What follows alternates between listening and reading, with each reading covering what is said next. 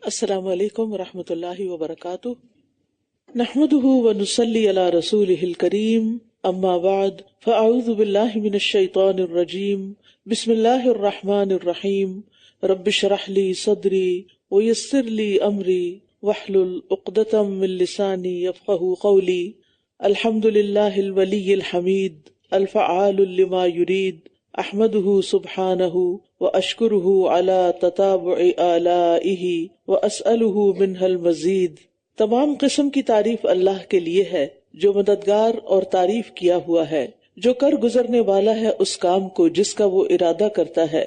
میں اللہ سبحانہ تعالیٰ کی حمد کرتی ہوں اور اس کی پے در پے نعمتوں پر اس کا شکر ادا کرتی ہوں، اور میں اللہ سے مزید نعمتوں کا سوال کرتی ہوں۔ 19واں پارہ۔ وقال الذين لا يرجون لقاءنا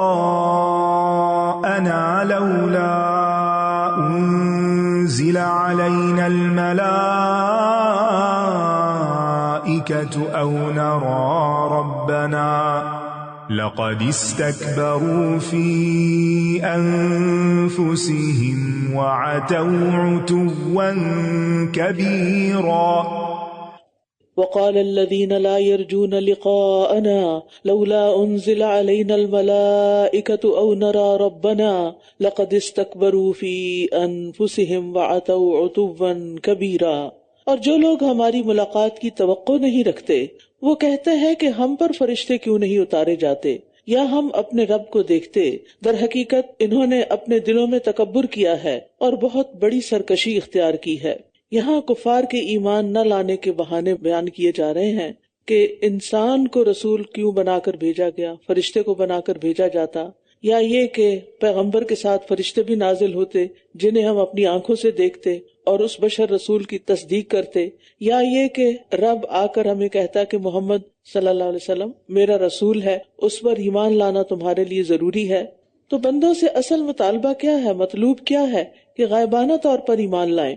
تو اللہ تعالیٰ فرماتے ہیں کہ اس کی بنیادی وجہ یہ ہے کہ یہ اپنے آپ کو بڑی چیز سمجھتے ہیں، اپنے دلوں میں انہوں نے تکبر کیا ہے اور بہت بڑی سرکشی اختیار کی ہے۔ یوم یرون الملائکۃ لا بشری یومئذ للمجرمین ویقولون حجرا محجورا۔ جس دن یہ فرشتوں کو دیکھ لیں گے اس دن مجرموں کے لیے کوئی خوشخبری نہ ہوگی، اور یہ کہیں گے ہمارے اور ان فرشتوں کے درمیان ایک مضبوط آڑ ہوتی۔ اس دن سے مراد موت کا دن ہے، یعنی کافر فرشتوں کو دیکھنے کی آرزو تو کرتے ہیں کہ ہمیں فرشتے نظر آئیں، لیکن سب سے پہلے کس دن انسان دیکھتا ہے فرشتے؟ زندگی میں نہیں بلکہ موت کے دن۔ تو موت کے دن جب یہ فرشتوں کو دیکھیں گے تو وہ دن ان کے لیے کسی خوشی کا باعث نہیں ہوگا، اس لیے کہ فرشتے انہیں موت کے وقت ہی عذاب جہنم کی وعید سنا دیں گے۔ اور فرشتے اس وقت کیا کہتے ہیں مجرموں کو؟ اے خبیث روح خبیث جسم سے نکل، جس سے روح جسم کے اندر ہی دوڑنا بھاگنا شروع کر دیتی ہے۔ اس پر فرشتے اس کو مارتے ہیں اور پیٹتے ہیں اور پھر سختی سے اس روح کو نکالتے ہیں۔ وَقَدِمْنَا إِلَى مَا عَمِلُوا مِنْ عَمَلٍ فَجَعَلْنَاهُ هَبَاءً مَنْثُورًا۔ اور جو بھی عمل انہوں نے کیا ہوگا ہم اس کی طرف آئیں گے، پھر ہم اسے پراگندہ غبار بنا دیں گے۔ ہبا کہتے ہیں وہ باریک ذرات، خاکی ذرات جو کسی سوراخ سے نظر آتے ہیں جب سورج کی روشنی اس سوراخ سے آتی ہے۔ ہر وقت ہماری فضا میں ایسے ذرات موجود ہیں لیکن ہم ان کو کیچ نہیں کر سکتے۔ تو قیامت کے دن کفار کے اعمال جو ہیں وہ بھی ان ذروں کی طرح بے وقت اور بے حیثیت ہوں گے، کیونکہ وہ اخلاص سے خالی ہوں گے، ایمان سے خالی ہوں گے، شریعت کے مطابق نہیں ہوں گے۔ اور یہ بھی یاد رکھیے کہ ایمان لا کر بھی اگر تنہائی میں حرام کام کرتے ہیں تو پھر ایسے اعمال بھی غبار بن جائیں گے، یا اخلاص کے بغیر جو کام انسان کرتا ہے اس کا کچھ فائدہ نہیں۔ نبی صلی اللہ علیہ وسلم نے فرمایا میں اپنی امت کے ان لوگوں کو جانتا ہوں جو قیامت کے دن سفید تہامہ پہاڑوں کی مثل ڈھیروں نیکیاں لے کر آئیں گے، لیکن اللہ ان کی نیکیوں کو فضا میں پھیلے ہوئے غبار کے باریک ذروں کی طرح کر دے گا۔ بے شک وہ تمہارے ہی بھائی ہوں گے، تمہاری ہی نسل سے ہوں گے، رات کو تمہاری طرح قیام بھی کریں گے، لیکن وہ تنہائیوں میں اللہ کے حرام کردہ امور کا ارتکاب کریں گے جن سے ان کو روکا گیا ہو، یعنی جن چیزوں کو دیکھنے سے، جن چیزوں کو کرنے سے منع کیا گیا وہ چھپ چھپ کے رات کے اندھیروں میں لوگوں سے چھپ کے کرتے ہیں، تو ان کے نیک اعمال بھی پھر برباد کر دیے جائیں گے۔ تو اصل بات یہ کہ انسان کو اللہ سے ڈرنا چاہیے، یہ نہیں کہ بندوں کے ڈر سے انسان چھپ کے غلط کام کرے۔ اصحاب الجنت یومئذ خیر مستقرا واحسن مقیلا، اس دن جنت والے بہتر ٹھکانے میں اور دوپہر گزارنے کے لیے بہترین مقام میں ہوں گے۔ کیونکہ اہل ایمان کے لیے قیامت کا ہولناک دن بہت ہی مختصر ہوگا، بہت کم وقت کے لیے وہ وہاں ہوں گے، اور ان کا حساب اتنا آسان ہوگا کہ قیلولے کے وقت تک یہ بالکل فارغ ہو جائیں گے اور جنت میں اپنے اہل خاندان کے ساتھ آرام فرما رہے ہوں گے۔ حدیث میں آتا ہے مومن کے لیے یہ دن اتنا ہلکا ہوگا جتنے میں دنیا میں وہ ایک فرض نماز ادا کر لیتا تھا۔ جس دن آسمان بادلوں سمیت پھٹ جائے گا اور فرشتے لگاتار اتارے جائیں گے، یعنی اللہ سبحانہ وتعالیٰ فرشتوں کے جلوہ میں میدان حشر میں جہاں ساری مخلوق جمع ہوگی حساب کتاب کے لیے جلوہ فرما ہوگا۔ اس دن حقیقی بادشاہت صرف رحمان کی ہوگی، اور وہ دن کافروں کے لیے بہت مشکل ہوگا۔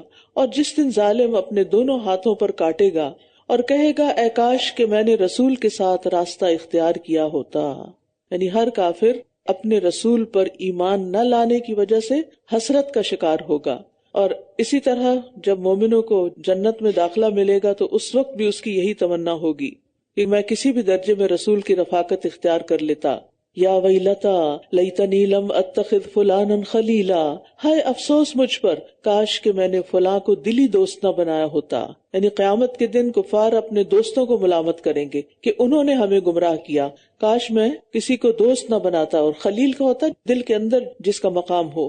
تو اس سے پتہ چلتا ہے کہ انسان کو خوب سوچ سمجھ کر دوست کا انتخاب کرنا چاہیے، کیونکہ الرجل علی دین خلیلہ فلینظر احدکم من یخالل، آدمی اپنے دوست کے دین پر ہوتا ہے، اس لیے تم میں سے ہر ایک کو یہ دیکھنا چاہیے کہ وہ کسے دلی دوست بنا رہا ہے۔ ہم میں سے ہر ایک کو یہ دیکھنا چاہیے کہ جس سے میں محبت کرتی ہوں اور جسے میں اپنے دل سے چاہتی ہوں، کیا وہ نماز، روزہ، اچھے اخلاق، دین اور دین کے کام سے محبت رکھتا ہے یا رکھتی ہے، یعنی چاہے اپنے عزیز رشتہ دار ہوں یا کوئی بھی، کیونکہ انسان جس سے محبت کرتا ہے لا محالہ اس کے نقش قدم پہ چل پڑتا ہے۔ المرء مع من احب، آخرت میں تو ہوگا بھی لیکن دنیا میں بھی انسان پھر اس جیسا بنتا ہے، یعنی اس کو کاپی کرتا ہے، اس کے ساتھ رہتا ہے یا رہنا چاہتا ہے، یا اس کو خوش کرنے کے لیے ہر جائز ناجائز کام کرنا شروع کر دیتا ہے۔ لقد اضلنی عن الذکر بعد اذ جاءنی، اس نے تو مجھے نصیحت سے بھٹکا دیا، یعنی برے دوست نے، اس کے بعد کہ جب وہ میرے پاس آ چکی تھی۔ اور شیطان تو ہے ہی انسان کو چھوڑ دینے والا، اور شیطان کی دوستی تو سب سے بری دوستی ہے۔ اور برے دوست کی علامت کیا ہے؟ ہم میں سے ہر ایک کو کرائیٹیریا دے دیا گیا، پہچان دے دی گئی، اور وہ کیا ہے کہ اس نے تو مجھے نصیحت سے بھٹکا دیا، قرآن سے دور کر دیا، اللہ کی بات سے دور کر دی۔ تو آپ کی کوئی بھی دوست، کوئی بھی رشتہ دار، کوئی بھی عزیز پیارا اگر آپ کو قرآن پڑھنے، قرآن سمجھنے، اللہ کے دین کی نصیحت قبول کرنے سے روکے تو سمجھیں یہ آپ کا دوست نہیں، آپ کا دشمن ہے، کیونکہ ایسی دوستی جو آخرت میں نقصان کا باعث بنے وہ دراصل دشمنی ہے۔ اور رسول کہے گا اے میرے رب، بے شک میری قوم نے تو اس قرآن کو چھوڑ رکھا تھا، یعنی چھوڑنے سے مراد اسے سننے، پڑھنے، اس پر غور و فکر کرنے سے اجتناب کرنا، اس پر ایمان نہ لانا۔ اور قومی میں وہ تمام لوگ شامل ہیں جن کی طرف نبی صلی اللہ علیہ وسلم بھیجے گئے، جس میں ایمان لانے والے بھی شامل ہیں اور جنہوں نے کسی بھی طرح قرآن کو چھوڑا، اور اس میں ایمان نہ لانے والی جو امت دعوت ہے وہ بھی شامل ہے۔ حافظ ابن کثیر کہتے ہیں قرآن کو سننے سے گریز، اس میں شور ڈالنا، اس پر ایمان نہ لانا، اسے چھوڑنا ہے۔ اسی طرح بقدر ضرورت اس کا علم حاصل نہ کرنا اور اسے حفظ نہ کرنا، یہ بھی چھوڑنا ہے۔ اور ہمارے لیے جو کہ عربی زبان ہے تو اس کی تلاوت کو نہ سیکھنا، وہ بھی ایک طرح سے چھوڑنا ہے۔ اور اس کو چھوڑ کر پھر انسان اپنے وقت کو کہاں استعمال کرتا ہے، کیونکہ ہر انسان کی ضرورت ہوتی ہے کہ وہ کسی چیز کو پڑھے، یہ اللہ تعالیٰ نے انسان کے اندر ایک فطری ضرورت رکھی ہوئی ہے۔ تو انسان اگر قرآن نہیں پڑھتا تو پھر ظاہر ہے کہ اس خلا کو پور کرنے کے لیے اسی طرح کی کچھ اور چیزیں پڑھے گا کہ جو اس کے لیے ہدایت کی بجائے گمراہی کا سبب ہو سکتی ہیں۔ جیسے کچھ لوگوں کو شاعری سے بڑی ایڈکشن ہوتی ہے، پھر وہ ایک کے بعد ایک دیوان پڑھتے رہتے ہیں، اور اس میں کچھ باتیں صحیح ہوتی ہیں اور کچھ غلط ہوتی ہیں۔ کچھ لوگ ناولز پڑھتے چلے جاتے ہیں۔ اب تو خیر میڈیا کا دور ہے تو پڑھنے کی بجائے اب ہر کوئی ٹک ٹاک پہ بیٹھا ہوا ہے، ایک کے بعد ایک عجیب و غریب چیزیں دیکھے چلے جا رہے ہیں، اور گھنٹوں بعض اوقات گزر جاتے ہیں کہ ہمارے پاس ٹائم نہیں۔ کبھی انسان ایمانداری سے اپنے ساتھ مخلص ہوتے ہوئے سوچے کہ اس کا ٹائم کہاں گیا، اس نے کہاں ٹائم لگایا۔ یعنی ہر وہ شخص جو کہتا ہے ٹائم نہیں، وہ ضرور دیکھے، اپنا جائزہ لے، اپنی خود احتسابی کرے کہ اس کا ٹائم کہاں ہے، کہ وہ اپنے ضروری فرائض انجام نہیں دے رہا، اور ان میں سے سب سے بڑا فرض قرآن کے ساتھ تعلق۔ اور اسی طرح ابن قیم کہتے ہیں کہ قرآن سے شفا حاصل کرنے کو چھوڑ دینا اور قرآن سے اپنی بیماریوں کا علاج نہ کرنا، یہ سب اللہ تعالیٰ کے اس قول میں داخل ہے کہ ان قوم اتخذوا هذا القرآن مہجورا۔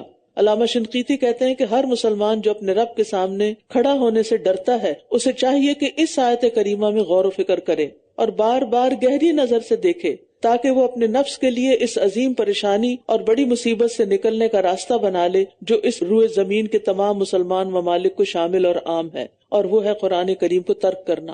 یعنی مسلمانوں کی اکثریت نے اب قرآن کو چھوڑا ہوا ہے۔ گھروں کے اندر آپ دیکھیے کہ کتنے لوگ ہیں کہ جو صبح کے وقت تلاوت کرتے ہوں اور پھر ان کی تلاوت سے گھر گونج اٹھے، یا قیام میں پڑھیں۔ رمضان میں صرف محدود حد تک قرآن کو پڑھنا اور اس کے بعد اس کو چھوڑ دینا اور بھول جانا یہ نقصان دہ ہو سکتا ہے۔ وَكَذَلِكَ جَعَلْنَا لِكُلِّ نَبِيٍّ عَدُوًّا مِّنَ الْمُجْرِمِينَ وَكَفَىٰ بِرَبِّكَ هَادِيًا وَنَصِيرًا۔ اور اسی طرح ہم نے ہر نبی کے لیے مجرم لوگوں میں سے کچھ کو دشمن بنا دیا، اور کافی ہے آپ کا رب ہدایت دینے والا اور مدد کرنے والا۔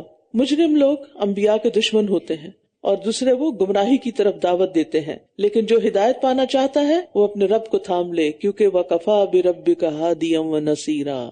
اور جن لوگوں نے کفر کیا تھا وہ کہنے لگے اس رسول پر یہ قرآن ایک ہی دفعہ میں کیوں نہ نازل کر دیا گیا، اسی طرح اتارا ہم نے تاکہ ہم اس کے ساتھ آپ کے دل کو مضبوط کرتے رہیں، اور ہم نے اسے خوب ٹھہر ٹھہر کر پڑھا ہے۔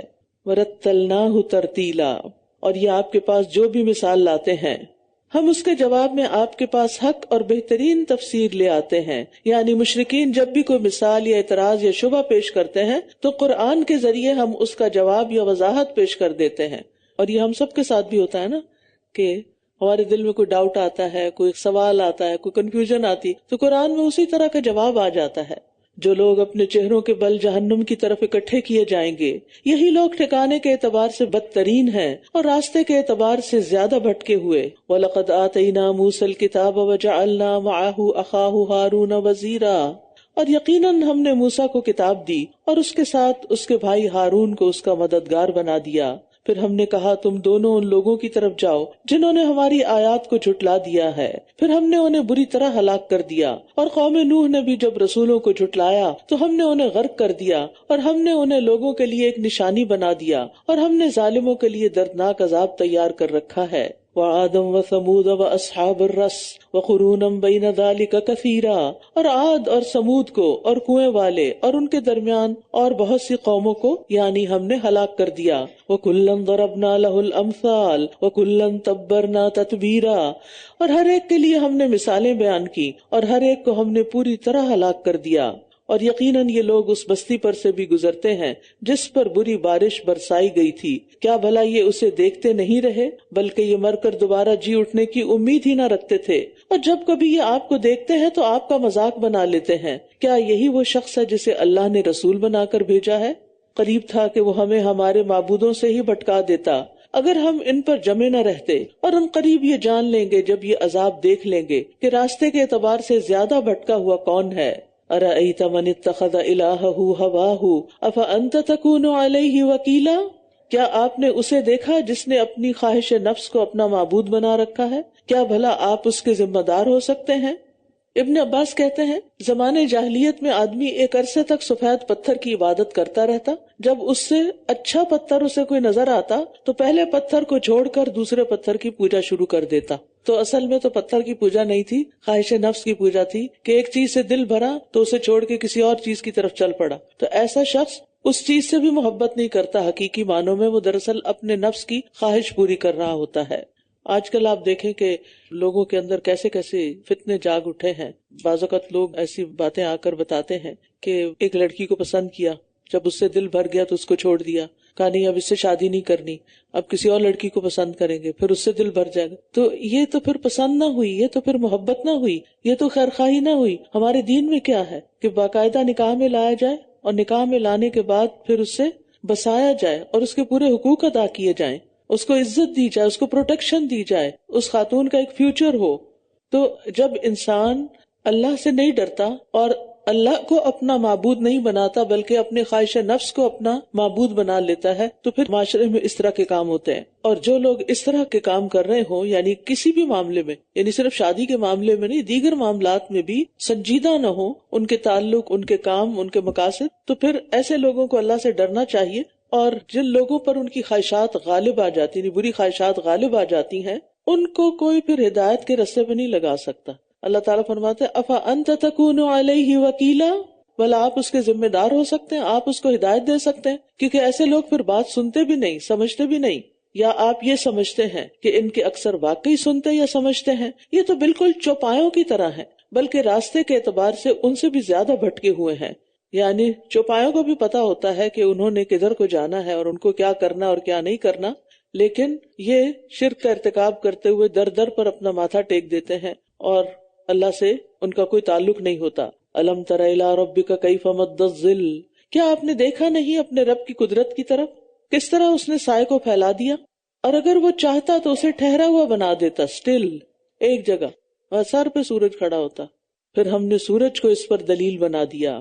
اب توحید کے دلائل کا بیان ہے کہ اس میں سائے کا پھیلنا اور سکڑنا بھی ہے، اور یہ سراسر اللہ تعالیٰ کے کنٹرول میں ہے۔ اگر ہم میں سے کوئی اس کو اپنی مرضی سے پھیرنا چاہے، بدلنا چاہے تو بدل نہیں سکتا۔ ثم قبضناہ الینا قبضا یسیرا، پھر ہم نے آہستہ آہستہ اسے اپنی طرف سمیٹ لیا۔ اور وہی ہے جس نے رات کو تمہارے لیے لباس اور نیند کو باعث آرام بنایا، اور دن کو اس نے جی اٹھنے کا وقت بنایا۔ دن سونے کے لیے نہیں، دن کام کرنے کے لیے ہے۔ یعنی رات جو ہے وہ لباس کی طرح تمہیں ڈھانپ لیتی ہے تاکہ تم آرام کر سکو۔ سوتے وقت انسان کو اپنے اوپر کچھ اوڑھنا ہوتا ہے، اس میں وہ زیادہ پروٹیکٹڈ اور کمفرٹیبل فیل کرتا ہے، تو اسی طرح رات بھی زمین کے اس حصے کو جہاں رات ہوتی ہے اس کو ڈھانپ لیتی ہے۔ اور سباتا کا لفظ جو ہے نا، یعنی نیند انسان کے جسم کے عمل کو ختم کر دیتی ہے، یعنی اس کو سلو ڈاؤن کر دیتی ہے، جس سے اس کو راحت میسر آتی ہے۔ یعنی آپ دیکھیں کہ جب ہم جاگ رہے ہوتے ہیں تو سانس اور طرح لیتے ہیں، لیکن جب سو رہے ہوتے ہیں تو سانس بھی اور طرح آتا ہے، ہم ریلیکسڈ ہوتے ہیں۔ اور وہی ہے جس نے ہواؤں کو اپنی رحمت کے آگے آگے خوشخبری بنا کر بھیجا، اور ہم نے آسمان سے پاکیزہ پانی اتارا۔ سبحان اللہ، بارش کا پانی پاک پانی ہے، اگرچہ جب ہوائیں اس کو اٹھاتی ہیں بادل بنانے کے لیے تو سمندر سے بھی اٹھاتی ہیں، نمک بھی ہوتا ہے، لیکن جب بھاپ بن کے وہ اٹھتا ہے تو نمک ساتھ نہیں آتا، وہ وہیں بیٹھا رہتا ہے، اور صاف ستھرا پانی اوپر جاتا ہے اور پھر اوپر کی فضا میں جا کے دوبارہ جب برستا ہے تو یہ بابرکت بھی ہوتا ہے۔ ایک اور جگہ پر آتا ہے سورہ قاف میں، وَنَزَّلْنَا مِنَ السَّمَاءِ مَاءً مُبَارَكًا، کہ ہم نے آسمان سے ایک بہت بابرکت پانی اتارا، کیونکہ بارش کا پانی جس زمین پر پڑتا ہے وہاں کچھ نہ کچھ اگاتا ہے۔ نبی صلی اللہ علیہ وسلم بارش سے محبت کیا کرتے تھے اور فرماتے ہیں کہ یہ بارش کا پانی ابھی ابھی اپنے رب تعالیٰ کی طرف سے آیا ہے، اور استغفار سے بارشیں برستی ہیں۔ اللہ تعالیٰ نے نوح علیہ السلام کی زبان سے کہلوایا، تو میں نے کہا اپنے رب سے معافی مانگ لو، تو یقیناً وہ ہمیشہ سے بہت معاف کرنے والا ہے، وہ تم پر بہت برستی ہوئی بارش اتارے گا۔ وَيُرْسِلِ السَّمَاءَ عَلَيْكُمْ مِدْرَارًا، پھر فرمایا لِنُحْيِيَ بِهِ بَلْدَةً مَيْتًا، تاکہ ہم اس کے ذریعے مردہ زمین کو زندہ کر دیں اور اپنی مخلوق میں سے بہت سے چوپایوں اور انسانوں کو سیراب کریں۔ اس سیرابی کے لیے آتا ہے، اور یقیناً ہم اسے ان کے درمیان پھیر پھیر کر لائے ہیں تاکہ یہ نصیحت حاصل کریں، مگر اکثر لوگوں نے انکار کر کے ناشکری ہی کی۔ یعنی بارش کو پھیر پھیر کر برسانے میں ایک مصلحت کیا ہے، کبھی ایک علاقے میں، کبھی دوسرے علاقے میں، کبھی شہر کے ایک حصے میں، کبھی دوسرے میں، تاکہ لوگ غور و فکر کریں، اللہ کا شکر ادا کریں۔ وَلَوْ شِئْنَا لَبَعَثْنَا فِي كُلِّ قَرْيَةٍ نَذِيرًا، اور اگر ہم چاہتے تو ہم ضرور ہر بستی میں خبردار کرنے والا بھیج دیتے۔ بس آپ کافروں کی اطاعت نہ کیجیے اور اس قرآن کے ساتھ ان سے بہت بڑا جہاد کیجیے۔ یہ مکی آیت ہے، ابھی باقاعدہ قتال کا حکم نہیں تھا، تو مراد اس سے کیا ہے کہ قرآن کے ساتھ جہاد کیجیے، یعنی قرآن کے اندر جو بھی اللہ تعالیٰ نے فرمایا ہے اس کو لوگوں کے لیے کھول کھول کر بیان کریں، زیادہ سے زیادہ لوگوں تک پہنچائیں، اور اس کے لیے خوب خوب محنت کریں۔ ہم سب کو بھی دیکھنا چاہیے کہ اس کام میں ہمارا کیا حصہ ہے، یعنی کیا ہم سب قرآن کے ساتھ جہاد کر رہے ہیں، کیا اس کو پڑھ رہے ہیں، کیا اس کو پھیلا رہے ہیں، کیا اس کو دوسروں تک لے جا رہے ہیں۔ اور جہاد کبیر یعنی صرف جہاد نہیں، جہاد کے معنی میں بھی ہے کہ بہت بڑی کوشش، بڑے پیمانے پر وسیع کوشش، لیکن کبیر جب آ گیا تو اس کا مطلب یہ ہے کہ اپنی آخری حد تک کوشش، میکسیمم کوشش، یعنی اس کی دعوت کے ذریعے، لوگوں کو اس کی طرف انوائٹ کرنے کے ذریعے۔ آپ میں سے کتنے لوگ ہیں جو آتے ہوئے اپنی دوست کو بھی فون کریں کہ آئے ہم قرآن کی مجلس میں چلتے ہیں، اوروں کو بھی انفارم کریں، کیونکہ بعض اوقات صرف آپ کی ایک کال سے، ایک فلائر دینے سے، ایک میسج دینے سے لوگوں کی پوری پوری زندگی بدل جاتی، اور یہ ہم پر مسلمان ہونے کی حیثیت سے ذمہ داری بھی ہے۔ اور وہی ہے جس نے دو سمندروں کو ملا دیا، یہ میٹھا خوش مزہ ہے اور یہ نمکین کڑوا ہے، اور اس نے ان دونوں کے درمیان ایک مضبوط پردہ اور آڑ بنا دی۔ یعنی سمندر کا پانی کھاری رکھنے میں اللہ تعالیٰ کی بڑی حکمتیں ہیں۔ سارا سمندر میٹھا نہیں، لیکن اس کے ساتھ ایسی سٹریمز بھی اس میں ہوتی ہیں کہ جہاں میٹھا پانی بھی ہوتا ہے، کیونکہ میٹھا پانی اگر زیادہ ہوتا تو پھر سمندر خراب ہو جاتا، اس کا ذائقہ بدل جاتا، اس کے رنگ یا بو میں تبدیلی آ جاتی، کیونکہ کھاری پانی خراب نہیں ہوتا۔ اور پھر آپ دیکھیے کہ سمندر کے اندر کی مخلوق وہیں جیتی ہے وہیں مرتی ہے. اگر مرنے کے بعد میٹھے پانی میں مرتی تو زمین پہ رہنا مشکل ہو جاتا، اتنی اسمیل پیدا ہو جاتی. اور وہی ہے جس نے پانی سے ایک انسان کو پیدا کیا، پھر اس نے اسے نسب اور سسرال والا بنا دیا، اور آپ کا رب بہت قدرت والا ہے. تو یہاں آپ دیکھیے اللہ تعالیٰ نے سسرال کا ذکر بھی کیا ہے. شادی سے پہلے انسان کے اوپر صرف اپنے خاندان کی یعنی والدین کی طرف سے جو رشتہ دار ہیں ان کے ساتھ صلہ رحمی کا معاملہ کرنا ہوتا ہے، لیکن شادی کے بعد اس کے اوپر ذمہ داری عائد ہوتی ہے کہ وہ سسرال والوں کی بھی ٹیک کیئر کرے، ساس سسر کو اپنے والدین کی طرح سمجھے. یہ عجیب ٹرینڈ آ چکا ہے کہ آج کل خواتین کہتی ہیں کہ ہمارے اوپر ساس سسر کی ذمہ داری نہیں. ٹھیک ہے کہ لیگل ذمہ داری تو نہیں، لیکن ایک اخلاقی ذمہ داری تو ہے. آخر بوڑھے ماں باپ کہاں جائیں؟ اور پھر خاص طور پر بیٹے یعنی بیٹیاں تو ظاہر ہے کہ اپنے گھروں میں چلی جاتی ہیں اور پھر شوہروں کے ہاتھوں بعض اوقات مجبور ہوتی ہیں. اور اس میں بھی آپ دیکھیے کہ ایسے مرد حضرات کو بھی اچھی طرح بات سمجھنی چاہیے کہ بعض اوقات بیوی کے والدین میں سے کوئی ایک والد یا والدہ کے لیے کوئی ٹھکانہ نہیں ہوتا، تو اس کو پروٹیکٹ کرنا، اس کو عزت دینا، اس کا خیال رکھنا، یعنی اپنی ساس صاحبہ کا یا سسر صاحب کا یہ ایک اخلاقی ذمہ داری بنتی ہے. اور جو ایسا کرے گا obviously وہ اللہ کی رحمت میں سے حصہ پائے گا، اور جو انکار کرے گا وہ پوچھا جائے گا. ظاہر ہے کہ جس خاتون کا کوئی بھی ذمہ دار نہ ہو وہ سڑک پہ تو نہیں بیٹھ سکتی، اسے کہیں تو رہنا ہے، تو پھر کسی غیر کے پاس رہنے سے بہتر ہے کہ وہ اپنی بیٹی کے گھر رہے. وَيَعْبُدُونَ مِن دُونِ اللَّهِ مَا لَا يَنفَعُهُمْ وَلَا يَضُرُّهُمْ، اور یہ اللہ کے سوا ان کی عبادت کرتے ہیں جو نہ انہیں نفع دے سکتے ہیں اور نہ نقصان. اور کافر اپنے رب کے خلاف شیطان کا مددگار ہے. اور ہم نے آپ کو خوشخبری دینے والا اور خبردار کرنے والا بنا کر بھیجا ہے. کہہ دیجئے میں تم سے اس پر کوئی اجرت نہیں مانگتا، مگر جو چاہے وہ اپنے رب کی طرف راستہ اختیار کر لے. یہی سب سے بڑی اجرت ہے کہ جو بتایا جا رہا ہے اس کو مان لیا جائے. وَتَوَكَّلْ عَلَى الْحَيِّ الَّذِي لَا يَمُوتُ، اور آپ اس پر توکل کیجئے، اس پر بھروسہ کیجئے جو زندہ ہے. اور وہ کون ہے؟ اللہ رب العزت. الحی القیوم لا تأخذہ سنۃ ولا نوم، زندہ ہے، قائم ہے، اسے نہ نیند آتی ہے نہ اونگ آتی ہے. تو اس پر بھروسہ کرنا چاہیے جو زندہ ہے، جسے کبھی موت نہ آئے گی. اور اس کی حمد کے ساتھ تسبیح بیان کیجیے، اور وہ اپنے بندے کے گناہوں کی خبر رکھنے کو کافی ہے. یعنی اگر کسی اور کو ہمارے گناہ نہیں پتا تو اس کے نزدیک اس کو پتا ہونا کافی ہے. اور یہاں پر اللہ سبحانہ وتعالیٰ کی صفت خبیر استعمال ہوئی ہے، یعنی وہ ہستی جس سے کوئی بھی چیز پوشیدہ نہ ہو، ہر حرکت اور سکون، اضطراب و اطمینان، ہر چیز کی اس کو خبر ہو، یعنی دل کی بدلتی حالتوں کی خبر ہو، یعنی اس کے لیے ظاہر اور پوشیدہ سب برابر ہو. اور خبیر کہتے ہیں اس کو جو بہت تجربہ کار بھی ہو، خبرہ رکھتا ہو. الذی خلق السماوات والارض وما بینہما فی 6 ایام، وہ جس نے آسمانوں اور زمین کو اور جو کچھ ان دونوں کے درمیان ہے 6 دنوں میں پیدا کیا. پھر وہ عرش پر بلند ہوا، وہ رحمان ہے، بس اس کے بارے میں کسی خوب خبر رکھنے والے سے پوچھ لیجئے جو واقعی پہچانتا ہو اس کو، جس کو رب کی معرفت ہو، اس سے پوچھئے وہ رحمان کون ہے. اور جب ان سے کہا جاتا ہے کہ رحمان کو سجدہ کرو تو یہ کہتے ہیں کہ رحمان کیا ہے، کیا ہم اسے سجدہ کریں جس کا تم ہمیں حکم دیتے ہو. اور اس بات نے انہیں نفرت میں اور زیادہ بڑھا دیا. تبارک الذی جعل فی السماء بروجا، بہت بابرکت ہے وہ جس نے آسمان میں برج بنائے اور اس میں ایک چراغ اور ایک روشنی کرنے والا چاند بنایا. برج کہتے ہیں بڑے ستاروں کو. اور وہی ہے جس نے رات اور دن کو ایک دوسرے کے پیچھے آنے والا بنایا، ہر اس شخص کے لیے جو نصیحت حاصل کرنے کا یا شکر گزار بننے کا ارادہ کرے. دیکھیے کہ رات اور دن کبھی اکٹھے نہیں ہوتے، جمع نہیں ہوتے، ایک آتا ہے تو دوسرا چلا جاتا ہے. وعباد الرحمن الذین یمشون علی الارض ہونا واذا خاطبهم الجاہلون قالوا سلاما. اب یہاں رحمان کے بندوں کی صفات بیان ہو رہی ہیں، اور رحمان کے بندے تو وہ ہیں جو زمین پر آہستگی سے چلتے ہیں، اور جب جاہل ان سے مخاطب ہوتے ہیں تو وہ سلام کہہ دیتے ہیں. یعنی زمین میں سکینت اور وقار کے ساتھ چلتے ہیں، غرور کے طور پر نہیں، تکبر کے ساتھ نہیں، پاؤں مار مار کے نہیں، کیونکہ متکبرانہ چال اللہ تعالیٰ کو سخت ناپسند ہے. اور سلام سے مراد یہاں اعراض کرنا اور بحث نہ کرنا ہے، یعنی اہل ایمان اہل جہالت سے الجھتے نہیں. ہم سب بھی اپنے رویوں پہ غور کریں.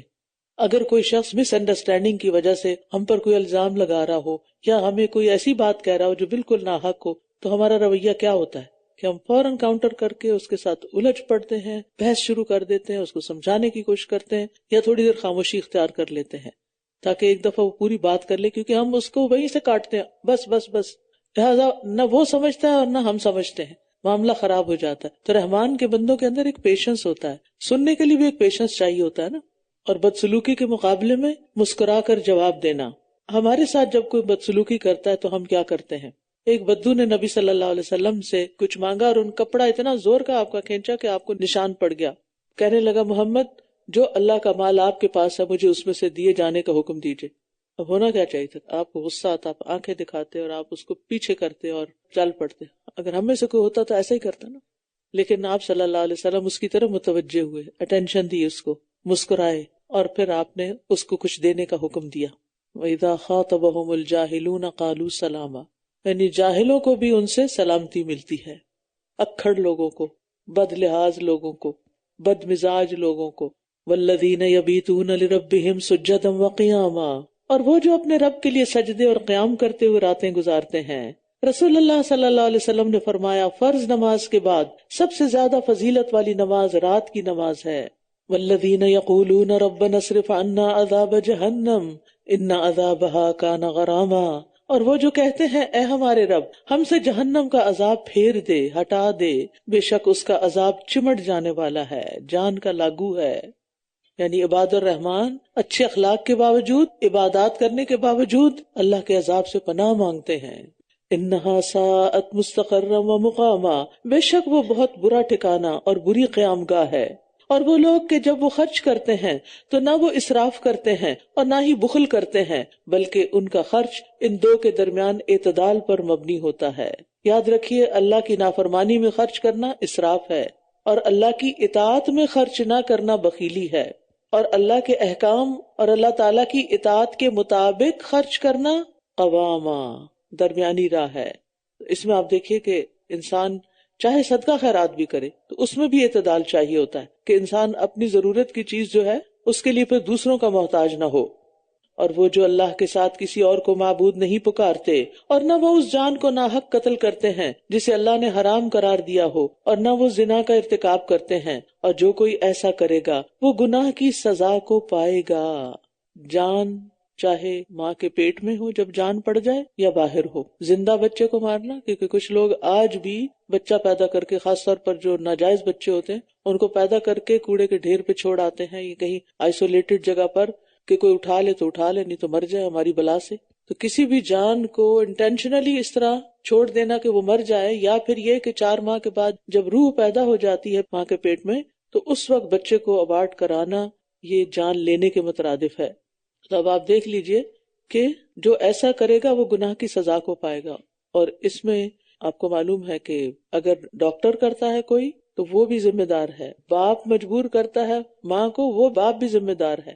ماں اگر اپنی مرضی سے کرتی ہے تو وہ بھی ذمہ دار ہے، یعنی ساتھ اس کے کنسنٹ شامل ہوتا ہے، وہ بھی چاہتی ہے جان چھوٹے. ان سب کے اوپر پھر دیت بھی آئے گی اور کفارہ بھی آئے گا.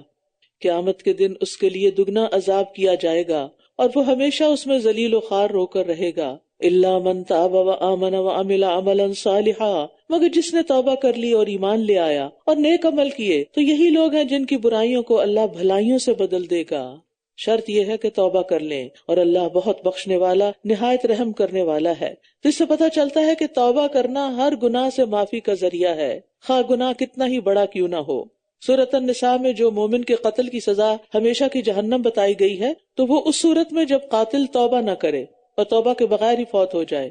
ورنہ انسان اگر ایسے کسی جرم کا مرتکب ہوتا ہے، جیسے دور جاہلیت میں بہت سے لوگوں نے ایسے کام کیے تھے، پھر وہ مسلمان ہو گئے، توبہ کر لی تو ان سے گناہ معاف ہو گئے.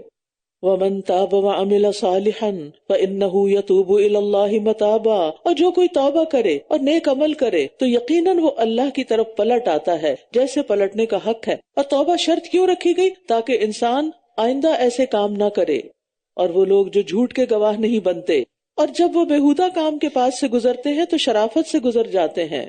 زور، ہر باطل چیز بھی جھوٹ کہلاتا ہے، یعنی یہاں کذب کا لفظ نہیں آیا، زور کا آیا ہے، جس سے مراد ہر بےہودہ جاہلانہ رسم اور غلط چیزیں ہیں. ایسی مجالس جن میں لغو کام ہو رہے ہوں تو رحمان کے بندے ان میں شریک نہیں ہوتے.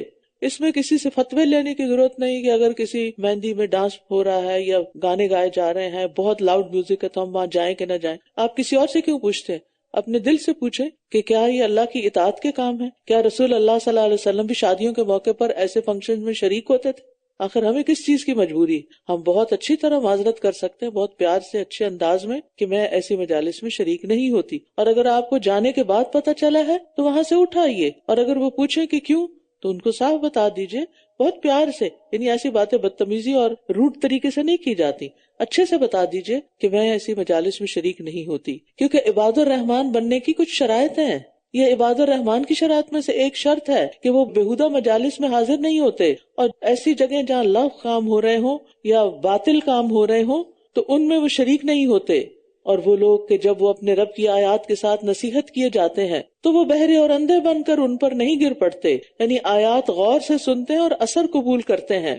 یعنی رحمان کے بندے جب ان پر آیات پڑھی جاتی ہیں یا خود پڑھتے ہیں تو پھر جب انہیں سمجھ آتی ہے، جب ان کے دل پر وہ آیات اترتی ہیں تو وہ گر پڑتے ہیں۔ انما یؤمن بآیاتنا الذین اذا ذکروا بها خروا سجدا وسبحوا بحمد ربهم وهم لا يستكبرون۔ ہماری آیات پر تو وہی لوگ ایمان لاتے ہیں کہ جب انہیں اس کے ساتھ نصیحت کی جاتی ہے تو وہ سجدہ کرتے ہوئے گر پڑتے ہیں، یعنی رحمان کے بندے تو گر پڑتے ہیں، سجدے میں چلے جاتے ہیں، جھک جاتے ہیں۔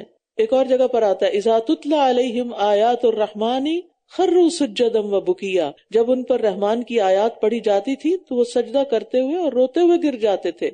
تو اس سے پتہ چلتا ہے کہ عباد الرحمن جو ہیں ان کی صفت کیا ہے کہ وہ آیات کو سمجھتے ہیں اور سمجھ کر اس سے اثر قبول کرتے ہیں، وہ ان کی طرح نہیں ہوتے جو اندھے بہرے رہتے ہیں۔ والذین یقولون ربنا هب لنا من ازواجنا وذریاتنا قرۃ اعین واجعلنا للمتقین اماما، اور وہ لوگ جو کہتے ہیں اے ہمارے رب ہمیں اپنی بیویوں اور اولاد سے آنکھوں کی ٹھنڈک عطا فرما اور ہمیں متقی لوگوں کا امام بنا، یعنی ہم نہ صرف یہ کہ متقی ہوں بلکہ متقیوں کے بھی رہنما اور پیشوا ہوں، اور یہ کہ پھر ہمارے جو فالوورز ہوں وہ بھی تقوی والے ہوں۔ یہی وہ لوگ ہیں جو اپنے صبر کے بدلے جنت میں بالا خانے دیے جائیں گے اور وہ اس میں دعائے خیر اور سلام سے استقبال کیے جائیں گے، یعنی کہ عباد الرحمان کو صبر کے بدلے جنت کے اونچے مقامات ملیں گے جن کی بلندی ان کے مراتب کے اعتبار سے ہوگی۔ یعنی یہ نہیں کہ ہائی رائز میں کوئی فلیٹس ملیں گے ان کو، مطلب یہ ہے کہ ایک ایک کا محل اتنا اونچا ہوگا جتنے اس کے درجات بلند ہوں گے۔ لِكُلٍّ دَرَجَاتٌ مِّمَّا عَمِلُوا، ویسا ویسا گھر، وہ اس میں ہمیشہ رہنے والے ہوں گے۔ کتنا اچھا ٹھکانہ اور قیام گاہ ہے۔ کہہ دیجئے اگر تمہاری دعا نہ ہوتی تو میرا رب تمہاری ذرا بھی پرواہ نہ کرتا، یقیناً تم نے جھٹلا دیا تو ان قریب چمٹ جانے والا عذاب لاحق ہوگا۔ سورۃ الشعراء۔ بسم اللہ الرحمن الرحیم۔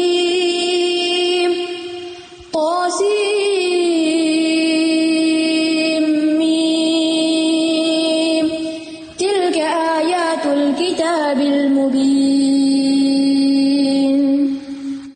شروع کرتی ہوں اللہ کے نام سے جو بے انتہا مہربان نہایت رحم فرمانے والا ہے۔ طاسیم۔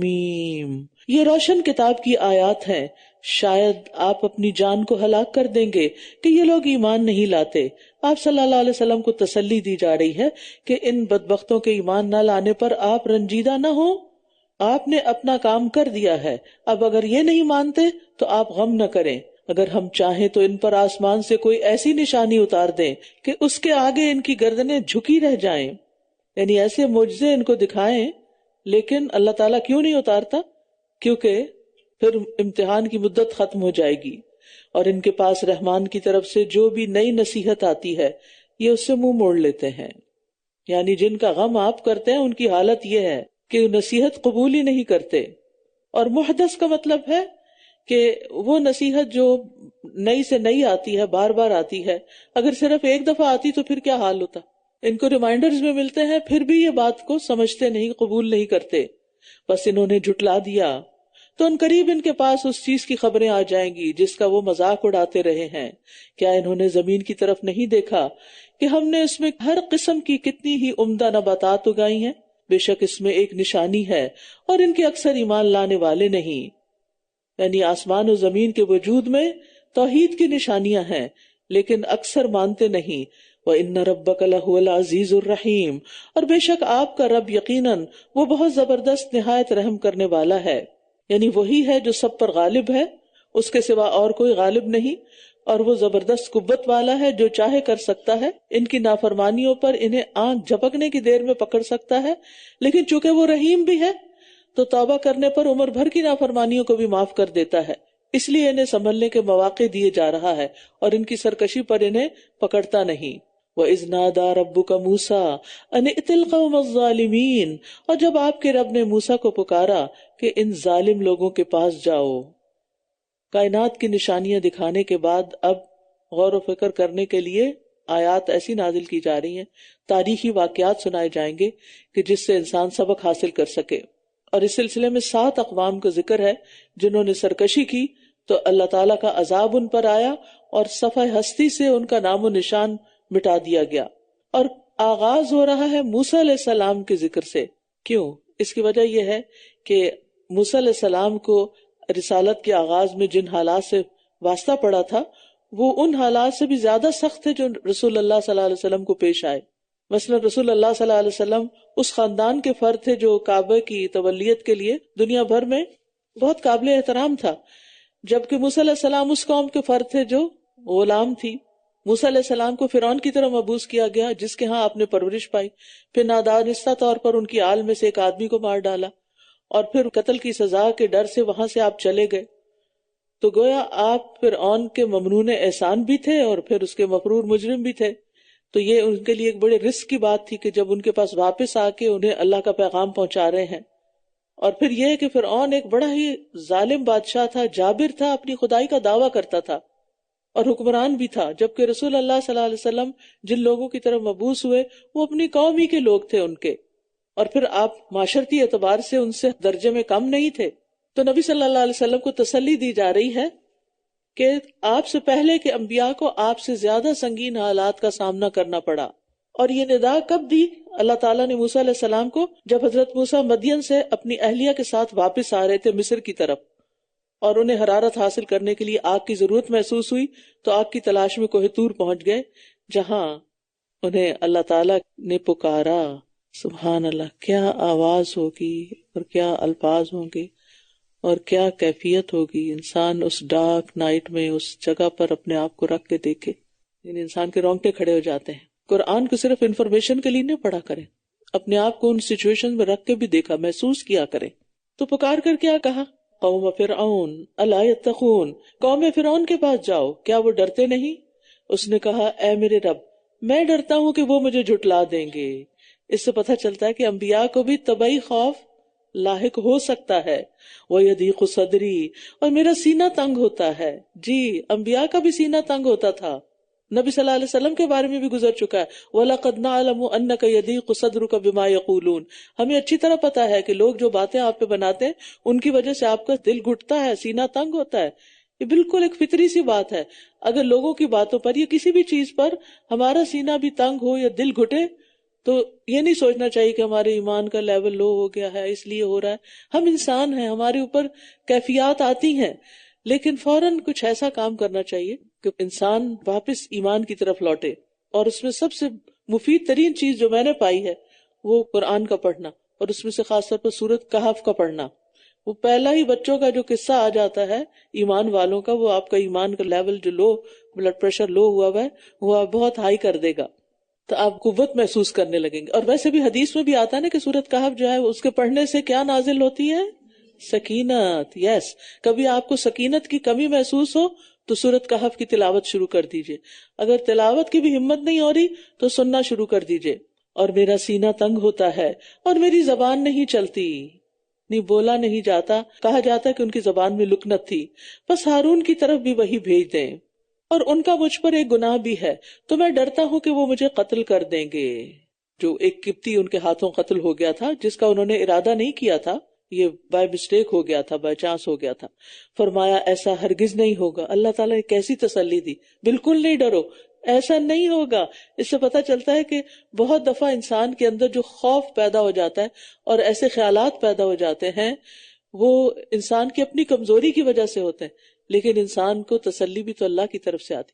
تو ایسی کمزوریوں کا علاج کیا ہے؟ اللہ پہ توکل، اللہ پہ بھروسہ، اور فوراً اپنے خیالات کو جھٹک کر خود اپنے آپ کو کہنا ایسا ہرگز نہیں ہوگا، انشاءاللہ سب خیر ہوگی، بس تم دونوں ہماری نشانیوں کے ساتھ جاؤ، بے شک ہم تمہارے ساتھ ہیں۔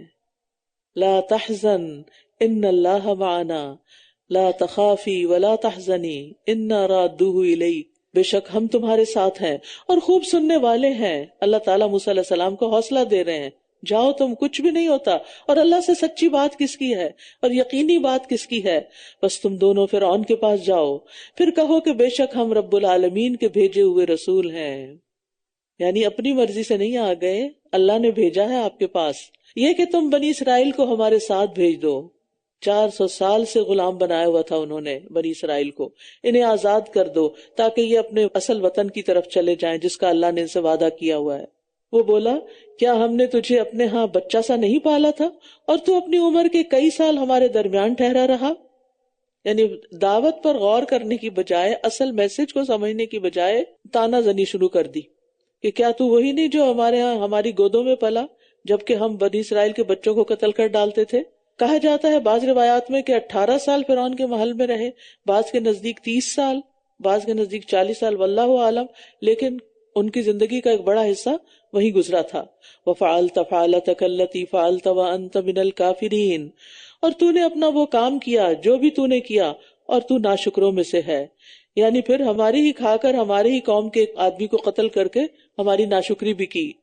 قال فعلتها اذا وانا من الضالين، اس نے کہا میں نے وہ کام تب کیا تھا جب میں راہ بھولے ہوئے لوگوں میں سے تھا، یعنی ارادتاً نہیں کیا تھا، بس ایک گھونسا ہی تو مارا تھا جس سے اس کی موت ہو گئی، اور یہ واقعہ نبوت سے پہلے کا ہے، اور مجھ کو علم کی روشنی نہیں دی گئی تھی۔ انا من الضالين، پھر جب میں نے تم سے خوف محسوس کیا تو میں تم سے فرار ہو گیا، پھر میرے رب نے مجھے حکم عطا کیا اور مجھے رسولوں میں سے کر دیا۔ کتنی سچائی ہے پیغمبر کی زبان میں، کس کے سامنے کھڑے ہیں اور ہر چیز کا اعتراف کرتے چلے جا رہے ہیں۔ اللہ اکبر، یہ اللہ کی مدد کے بغیر کوئی نہیں کر سکتا۔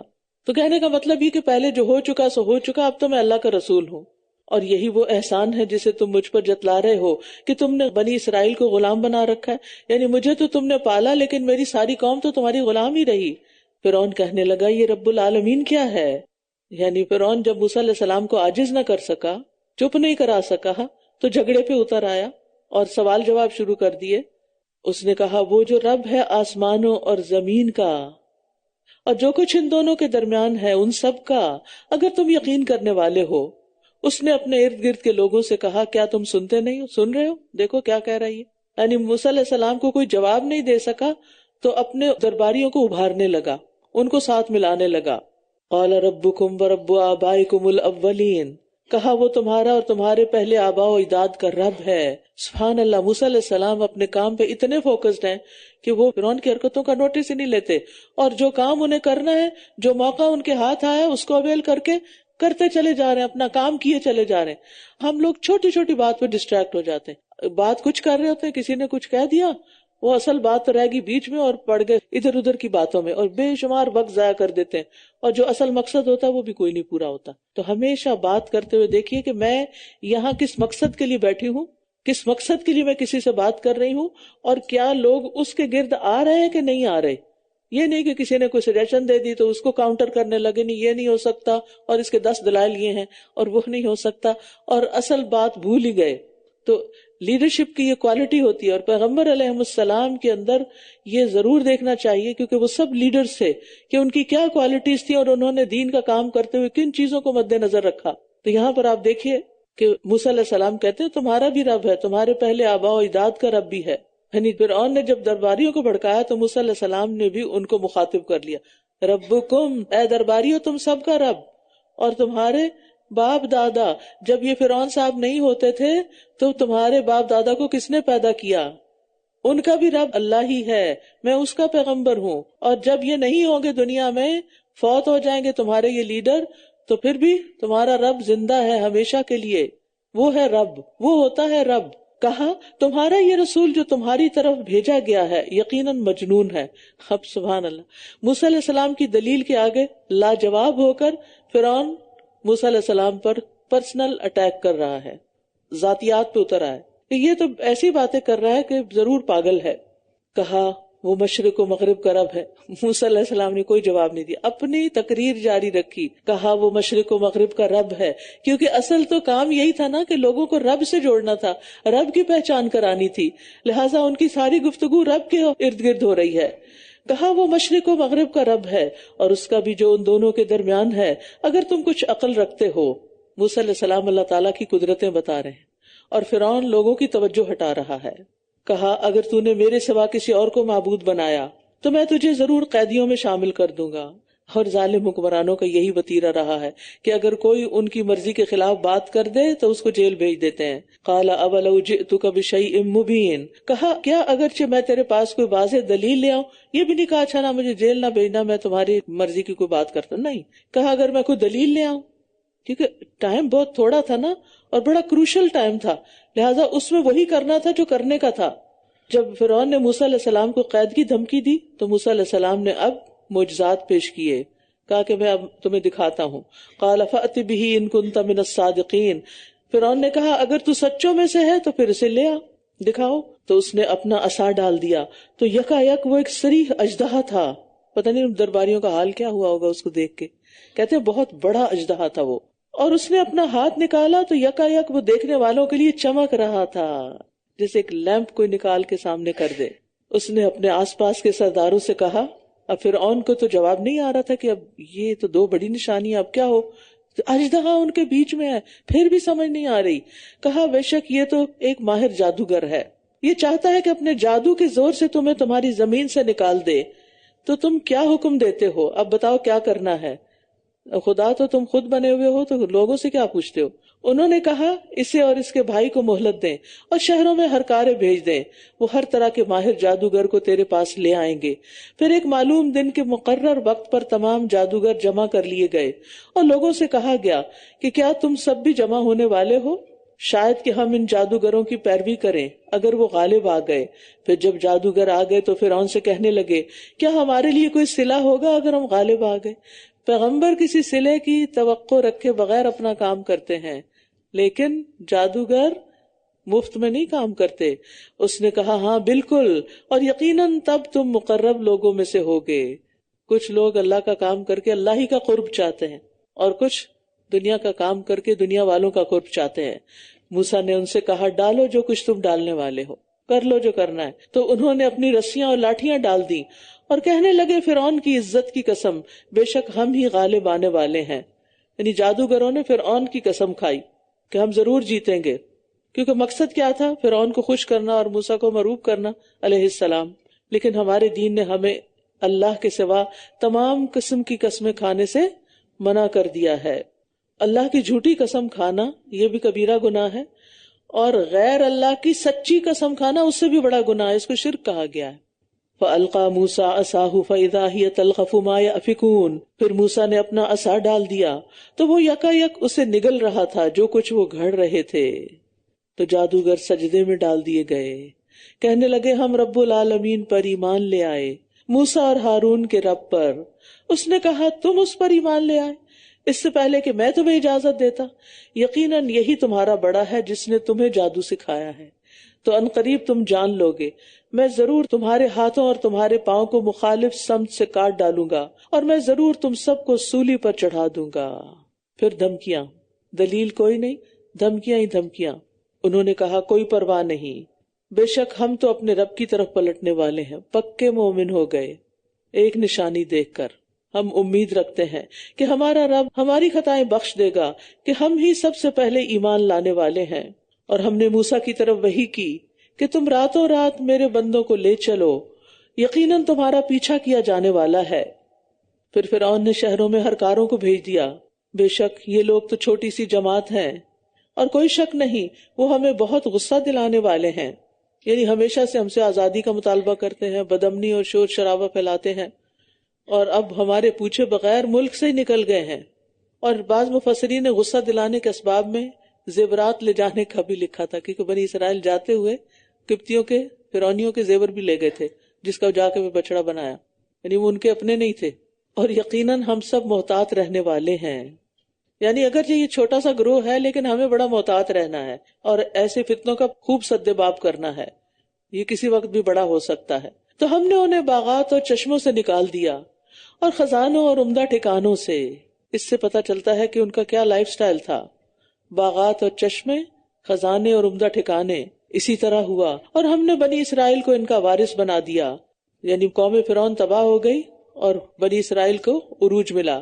پھر سورج طلوع ہوتے ہی انہوں نے ان کا پیچھا کیا، بنی اسرائیل کے تعاقب میں روانہ ہوئے. پھر جب دونوں جماعتیں آمنے سامنے ہوئیں تو موسیٰ کے ساتھی کہنے لگے یقیناً ہم تو پکڑے گئے، مارے گئے، اب وہ آگے فرعونی ہمارے پیچھے. قال کلا ان معی ربی سیہدین. اس نے کہا ہرگز نہیں، بے شک میرا رب میرے ساتھ ہے، وہ ضرور میری رہنمائی کرے گا. پھر ہم نے موسیٰ کی طرف وحی کی کہ اپنے عصا کو سمندر پر مارو تو وہ پھٹ گیا تو ہر حصہ بہت بڑے پہاڑ جیسا ہو گیا اور اسی جگہ ہم دوسروں کو قریب لے آئے. آہستہ آہستہ فرعونی بھی پیچھے آ گئے. انہوں نے دیکھا سمندر میں تو سڑک بنی ہوئی ہے، اب بھی نہیں سمجھے. اور ہم نے موسیٰ کو اور جو اس کے ساتھ تھے سب کے سب کو نجات دے دی. پھر ہم نے دوسروں کو غرق کر دیا. اسی پانی میں ایک قوم نجات پا گئی اور دوسری ساری ڈوب گئی. ان فی ذلک لآیہ وما کان اکثرهم مؤمنین. بے شک اس میں یقیناً ایک نشانی ہے اور ان کے اکثر ایمان لانے والے نہ تھے. وَإِنَّ رَبَّكَ لَهُوَ الْعَزِيزُ الرَّحِيمُ. اور بے شک آپ کا رب وہی بہت زبردست نہایت رحم کرنے والا ہے. وَاتْلُ عَلَيْهِمْ نَبَأَ إِبْرَاهِيمَ. اور انہیں ابراہیم علیہ السلام کی خبر پڑھ سنائیے جب اس نے اپنے باپ اور اپنی قوم سے کہا تم کس کی عبادت کرتے ہو. سوال کیا شعور جگانے کے لیے. انہوں نے کہا ہم کچھ بتوں کی عبادت کرتے ہیں تو ہم ان پر ہی جم کر بیٹھے رہتے ہیں، سارا وقت انہی کی مجاوری کرتے ہیں. آج کل بھی آپ دیکھیں کہ جو لوگ قبروں کے مجاور ہوتے ہیں ان کا اور تو کوئی کام نہیں ہوتا، دن رات وہیں اس کے آس پاس نذرانے وصول کر رہے ہوتے ہیں. اس نے کہا کیا یہ تمہیں سنتے ہیں جب تم پکارتے ہو یا یہ تمہیں کوئی نفع یا نقصان دیتے ہیں؟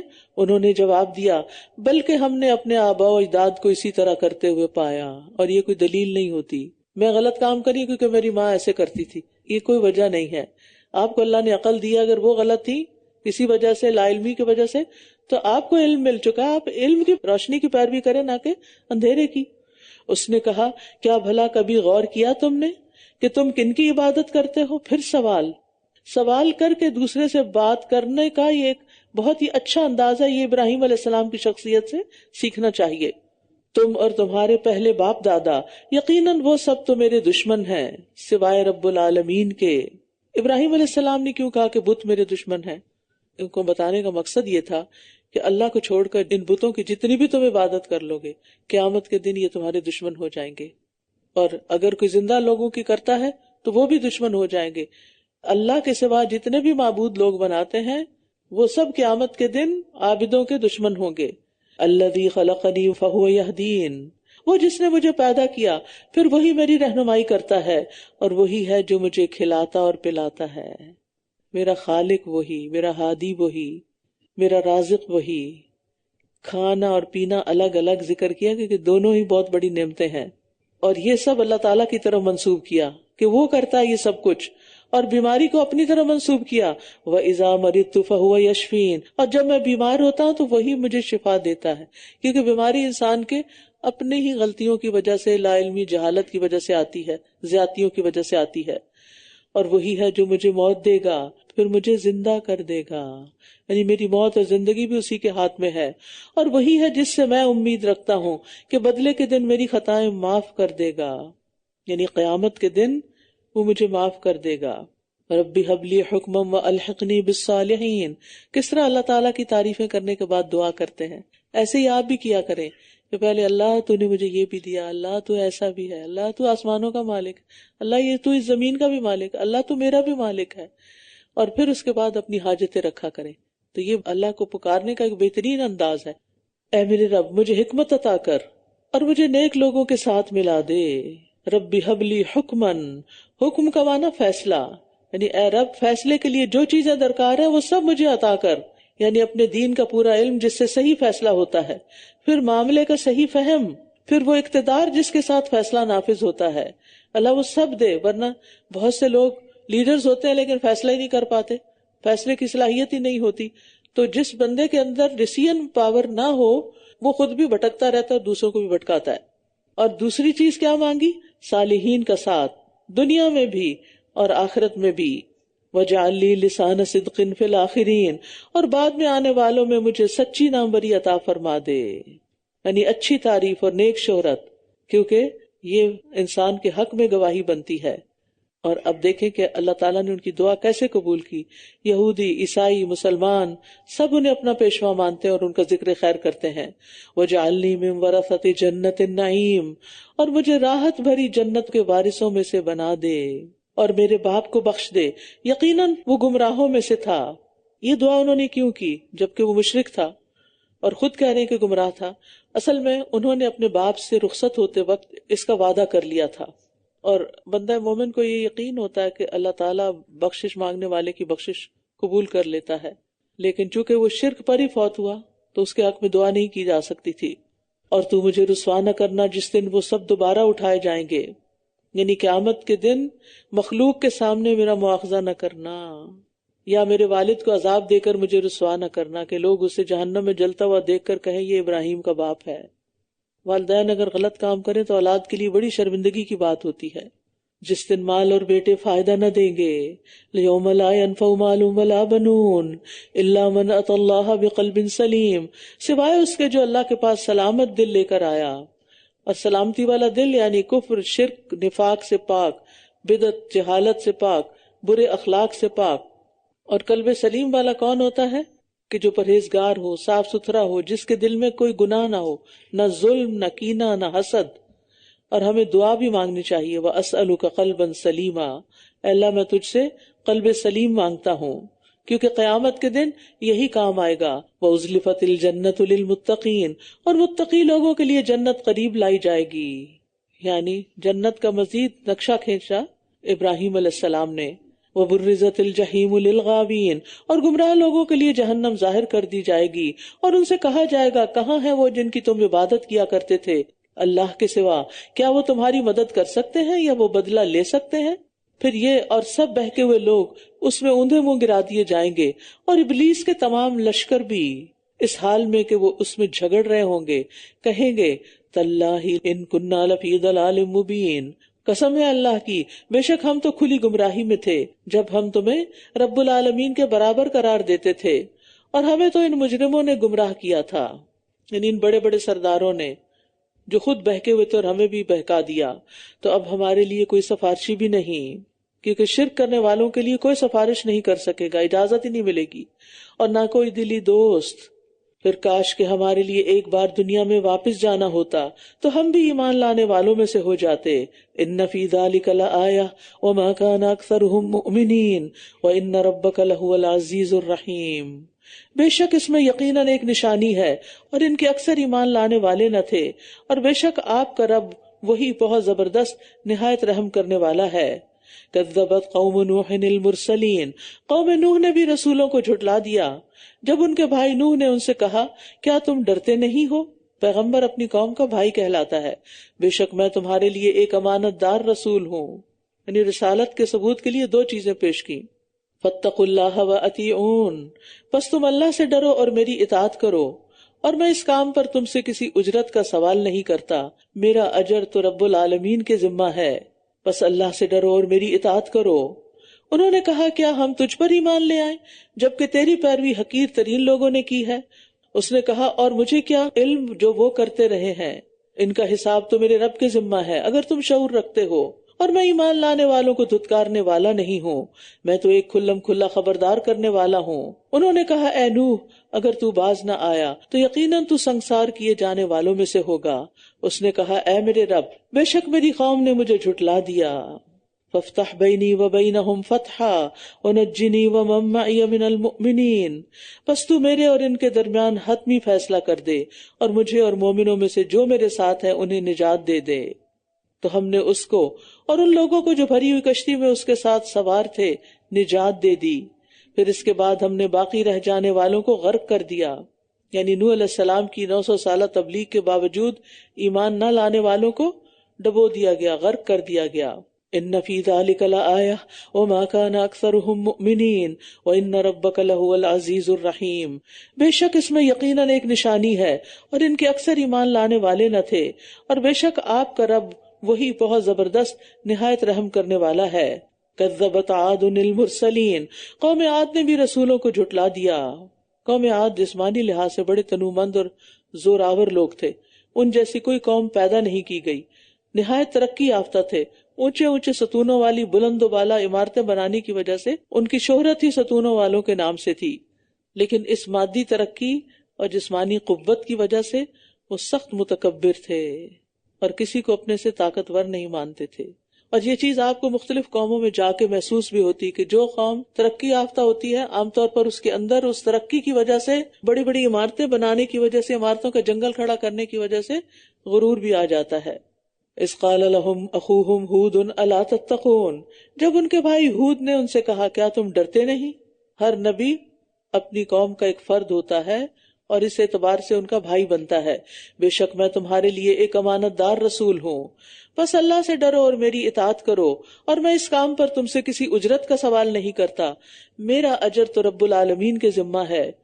اتبنون بکل ریع آیۃ تعبثون، کیا تم ہر اونچی جگہ پر کوئی بیکار یادگار بنا دیتے ہو؟ یعنی ہود علیہ السلام نے اپنی قوم کو بیکار کاموں سے، بے مقصد کاموں سے منع کیا، یعنی تم صرف فخر اور غرور کے اظہار کے لیے، اپنی دولت کے اظہار کے لیے ایسی چیزیں بناتے ہو جن کا نہ دنیا میں فائدہ نہ آخرت میں۔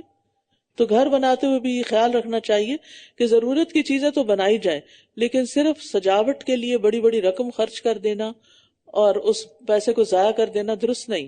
یعنی ایسا گھر ضرور انسان بنائے جو کمفرٹیبل ہو، جو کنوینئنٹ ہو، جس میں ہر چیز صاف ستھری ہو، پائیدار ہو، لیکن دکھاوا نہ ہو، غیر ضروری شان و شوکت کا اظہار نہ ہو، کیونکہ ایسی عمارتیں بنانا جس سے فخر و غرور نظر آتا ہو یہ ناپسندیدہ ہیں۔ وَتَتَّخِذُونَ مَصَانِعَ لَعَلَّكُمْ تَخْلُدُونَ، اور تم شاندار محلات تعمیر کرتے ہو شاید کہ تم ہمیشہ رہو گے۔ یعنی قوم ہود ہمیشہ رہنے کی خواہش کی وجہ سے ایسے مکانات بنا رہی تھی اور ایسے محلات۔ ابو الدرداء نے ایک علاقے غوطہ میں مسلمانوں کی بنائی ہوئی عمارتیں اور شجرکاری دیکھی تو ان کی مسجد میں جا کر آواز دی، اے دمشق والو۔ جب وہ اکٹھے ہو گئے تو اللہ کی حمد و ثنا کی، فرمایا کیا تم حیا نہیں کرتے؟ کیا تم حیا نہیں کرتے؟ تم وہ کچھ جمع کرتے ہو جو کھاتے نہیں ہو۔ اتنی گروسری کی کہ پھر چیزیں اوور ڈیٹ ہو گئی تو اٹھا کے بن میں پھینک دی، اور وہ عمارتیں بناتے ہو جن میں رہتے نہیں ہو، اپنی ضرورت سے زائد بڑے بڑے گھر بنانا، اور اس کی امید کرتے ہو جو کبھی حاصل نہیں کر سکتے۔ حقیقت یہ ہے کہ تم سے پہلے کئی صدیاں گزری، وہ لوگ جمع کرتے تھے، پھر اس کی حفاظت کرتے، عمارتیں بناتے اور بہت مضبوط بناتے، امیدیں باندھتے اور بہت لمبی باندھتے، پھر ان کی امید دھوکہ نکلی اور ان کی جماعت ہلاک ہو گئی اور ان کی رہائش گاہیں ان کی قبریں بن گئیں۔ یاد رکھو قوم عاد عدن سے عمان تک گھوڑوں اور اونٹوں کے مالک تھے، اتنے مالدار تھے، اب کون ہے جو مجھ سے ان کی میراث 2 درہم میں خرید لے؟ کچھ بھی تو باقی نہیں بچا۔ تو انسان وہ بنائے جو آخرت میں کام آئے، اور جب تم پکڑتے ہو تو جابر بن کر پکڑتے ہو، بس اللہ سے ڈرو اور میری اطاعت کرو، اور اس ذات سے ڈرو جس نے ان چیزوں کے ساتھ تمہاری مدد کی جن کو تم جانتے ہو۔ اس نے مویشیوں اور بیٹوں سے تمہاری مدد کی اور باغوں اور چشموں سے، بے شک میں تم پر ایک بڑے دن کے عذاب کا خوف رکھتا ہوں۔ بڑا دن کون سا ہے؟ قیامت کا دن۔ انہوں نے کہا ہمارے لیے برابر ہے، خواہ تم نصیحت کرو یا تم نصیحت کرنے والوں میں سے نہ ہو۔ اتنے بے پرواہ تھے، جو مرضی کر لو ہم نے نہیں ماننا۔ یہ تو بس پہلے لوگوں کی عادت ہے، یعنی ہمارے باپ دادا پہلے سے یہ سب کچھ کر رہے تھے جو ہم کر رہے ہیں، ان پہ تو کوئی عذاب نہیں آیا تو ہم پہ کیوں آ جائے گا؟ اور ہم ہرگز عذاب دیے جانے والے نہیں۔ وَمَا نَحْنُ بِمُعَذَّبِينَ، بس انہوں نے اس کو جھٹلا دیا تو ہم نے انہیں ہلاک کر دیا۔ بے شک اس میں یقیناً ایک نشانی ہے، اور ان کے اکثر ایمان لانے والے نہ تھے۔ نشانی کیا تھی؟ کہ انہیں اپنی قوت اور طاقت کا بڑا زوم تھا، لیکن ہوا کے ذریعے اس قوم کو برباد کر دیا گیا، عذاب دیا گیا۔ یعنی جو بڑی بڑی عمارتیں بناتے تھے اور بہت کچھ انہوں نے بنا رکھا تھا، ان کو ٹھکانے لگانے کے لیے ہوا ہی کافی تھی جو نظر بھی نہیں آتی۔ وہ نظر آنے والی ویزیبل چیزیں بناتے تھے، عذاب اس کے الٹ آیا۔ تو ان ساری قوموں کے قصوں میں عبرت ہے۔ بس انہوں نے اس کو جھٹلا دیا تو ہم نے انہیں ہلاک کر دیا۔ بے شک اس میں یقیناً ایک نشانی ہے، اور ان کے اکثر ایمان لانے والے نہ تھے، اور بے شک آپ کا رب یقیناً وہی بہت زبردست نہایت رحم کرنے والا ہے۔ کذبت ثمود المرسلین، قوم ثمود نے بھی رسولوں کو جھٹلا دیا جب ان کے بھائی صالح نے ان سے کہا کیا تم ڈرتے نہیں ہو؟ بے شک میں تمہاری طرف ایک امانت دار رسول ہوں، بس اللہ سے ڈرو اور میری اطاعت کرو، اور میں اس پر تم سے کسی اجرت کا سوال نہیں کرتا۔ میرا اجر تو رب العالمین کے ذمہ ہے، کیا تم جو کچھ یہاں ہے اس میں امن کے ساتھ رہنے کے لیے چھوڑ دیے جاؤ گے؟ کیونکہ قوم سمود بھی عاد کی طرح دنیا کی آسائشوں میں بھاگ دوڑ کرنے والی تھی، یعنی تمہارے پاس یہ ساری عیش و عشرت ہمیشہ نہیں رہے گی. کیا تم چھوڑ دیے جاؤ گے فی جنات و عیون، باغوں اور چشموں میں، اور کھیتوں اور کھجور کے درختوں میں جن کے خوشے نرم و نازک ہیں، اور تم خوب تراش تراش کر پہاڑوں میں آرام دہ گھر بناتے ہو. قوم عاد اونچے ستون بناتی تھی اور قوم سمود پہاڑوں کو تراش کر ان کے اندر عمارتیں بناتی تھی. تو بگڑے ہوئے معاشروں کی یہی علامت ہوتی ہے کہ صرف شان و شوکت کے لیے کام کیے جاتے ہیں، ضرورت کے لیے نہیں. اور قوم سمود کی عمارتیں عبرت کے لیے آج بھی باقی ہیں. فاتقوا اللہ وأطیعون، بس اللہ سے ڈرو اور میری اطاعت کرو، اور حد سے بڑھنے والوں کے حکم کی اطاعت نہ کرو. یعنی ان لوگوں کا کہنا مت مانو جو اخلاق اور تہذیب کی ساری حدیں پھلانگ کر شتر بے مہار بن چکے ہیں، وہ جو زمین میں فساد برپا کرتے ہیں اور اصلاح نہیں کرتے. انہوں نے کہا بے شک تو سحر زدہ لوگوں میں سے ہے. یعنی قوم سمود نے بھی صالح علیہ السلام کو سحر زدہ کہا، حالانکہ اس سے پہلے وہ ان کو بڑا سمجھدار سمجھتی تھی. تو ہم جیسا ایک انسان ہی تو ہے، بس لیا کوئی نشانی اگر تو سچوں میں سے ہے. یعنی سچا ہی نہیں مانتے تھے ان باتوں کو. یعنی تمام قوموں کا رسولوں کے بشر ہونے کی وجہ سے رسالت کا انکار سامنے آ رہا ہے. قال هذه ناقۃ لها شرب ولکم شرب یوم معلوم، اس نے کہا یہ ایک اونٹنی ہے، ایک دن اس کے پانی پینے کی باری ہے اور ایک مقرر دن تمہاری باری ہے. یعنی صالح علیہ السلام کی اونٹنی بھی ایک معجزہ تھی، وہ سارا پانی پی جاتی تھی اور اس کا دن الگ مقرر کیا گیا. اور یہ اونٹنی کہاں سے آئی؟ چٹان سے نکلی تھی. خود ہی مطالبہ کیا تھا کہ کوئی نشانی آئے. اللہ تعالیٰ نے قوم کو حکم دیا کہ اونٹنی جہاں سے چاہے گی پانی پیے گی. لہا شربن وَلَكُمْ شِرْبُ يَوْمٍ مَعْلُومٍ وَلَا تَمَسُّوهَا بِسُوءٍ، اور تم اسے برائی کے ساتھ نہ چھونا، یعنی اس کے ساتھ برا نہیں کرنا، ورنہ تمہیں ایک بڑے دن کا عذاب پکڑ لے گا. کیونکہ قوم سمود اونٹنی کو قتل کرنے کے منصوبے بنا رہی تھی. فَعَقَرُوهَا، پھر بھی انہوں نے اس کی کونچیں کاٹ ڈالی، پھر وہ نادم ہو گئے. کرنے والا ایک شخص تھا، نسبت پوری قوم کی طرف ہے. کیوں؟ کیونکہ سب دل سے اس کے ساتھ شریک تھے، اس کو انکریج کر رہے تھے. اب سورۃ ہود میں آتا ہے کہ اونٹنی کو قتل کرنے پر صالح علیہ السلام نے انہیں 3 دن کی مہلت دی. چنانچہ حسب وعدہ 3 دن کے بعد عذاب کے آثار نمودار ہوئے تو وہ ندامت کا اظہار کرنے لگے، لیکن اب توبہ کا وقت گزر چکا تھا. قوم یونس نے ایسی مہلت کے وقت توبہ کر لی تھی، اس لیے اللہ نے ان کو معاف کر دیا اور ایک لمبے عرصے تک ان کو جینے کا موقع دیا. تو انہیں عذاب نے پکڑ لیا. بے شک اس میں یقیناً ایک نشانی ہے اور ان کے اکثر ایمان لانے والے نہیں تھے، اور بے شک آپ کا رب یقیناً وہ بہت زبردست، بہت رحم فرمانے والا ہے. کذبت قوم لوط المرسلین، قوم لوط نے بھی رسولوں کو جھٹلا دیا جب ان کے بھائی لوط نے ان سے کہا کیا تم ڈرتے نہیں ہو؟ بے شک میں تمہارے لیے ایک امانت دار رسول ہوں، بس اللہ سے ڈرو اور میری اطاعت کرو، اور میں اس پر تم سے کسی اجرت کا سوال نہیں کرتا. میرا اجر تو رب العالمین کے ذمہ ہے، میرا اجر تو رب العالمین کے ذمہ ہے. کیا تم سارے جہان والوں میں سے مردوں کے پاس آتے ہو؟ یعنی قوم لوط مردوں سے اپنی جنسی خواہشات پوری کرتی تھی. اور تمہارے رب نے تمہارے لیے جو بیویاں پیدا کی ہیں انہیں چھوڑ دیتے ہو، یعنی عورتوں پر اتنا ظلم، بلکہ تم حد سے گزرنے والے لوگ ہو. یعنی غیر فطری طریقے سے خواہش پوری کرنا حد سے گزرنا ہے. انہوں نے کہا اے لوط اگر تو باز نہ آیا تو ضرور نکال دیے جانے والوں میں سے ہو جائے گا. اس نے کہا میں تمہارے اس عمل کو سخت ناپسند کرنے والوں میں سے ہوں. یعنی لوط علیہ السلام اپنی قوم کے اس برے عمل سے شدید نفرت کرتے تھے. اے میرے رب مجھے اور میرے گھر والوں کو اس عمل سے نجات دے جو یہ کر رہے ہیں. تو ہم نے اسے اور اس کے سب گھر والوں کو نجات دے دی سوائے ایک بڑھیا کے جو پیچھے رہ جانے والوں میں سے تھی. پھر ہم نے دوسروں کو تباہ کر دیا اور ہم نے ان پر ایک بارش برسائی، بس بہت بری بارش تھی ڈرائے جانے والوں کے لیے. بس اس میں یقیناً ایک نشانی ہے اور ان کے اکثر ایمان لانے والے نہ تھے، اور بے شک آپ کا رب وہی بہت زبردست نہایت رحم کرنے والا ہے. ایکا یعنی جنگل والوں نے بھی رسولوں کو جھٹلا دیا.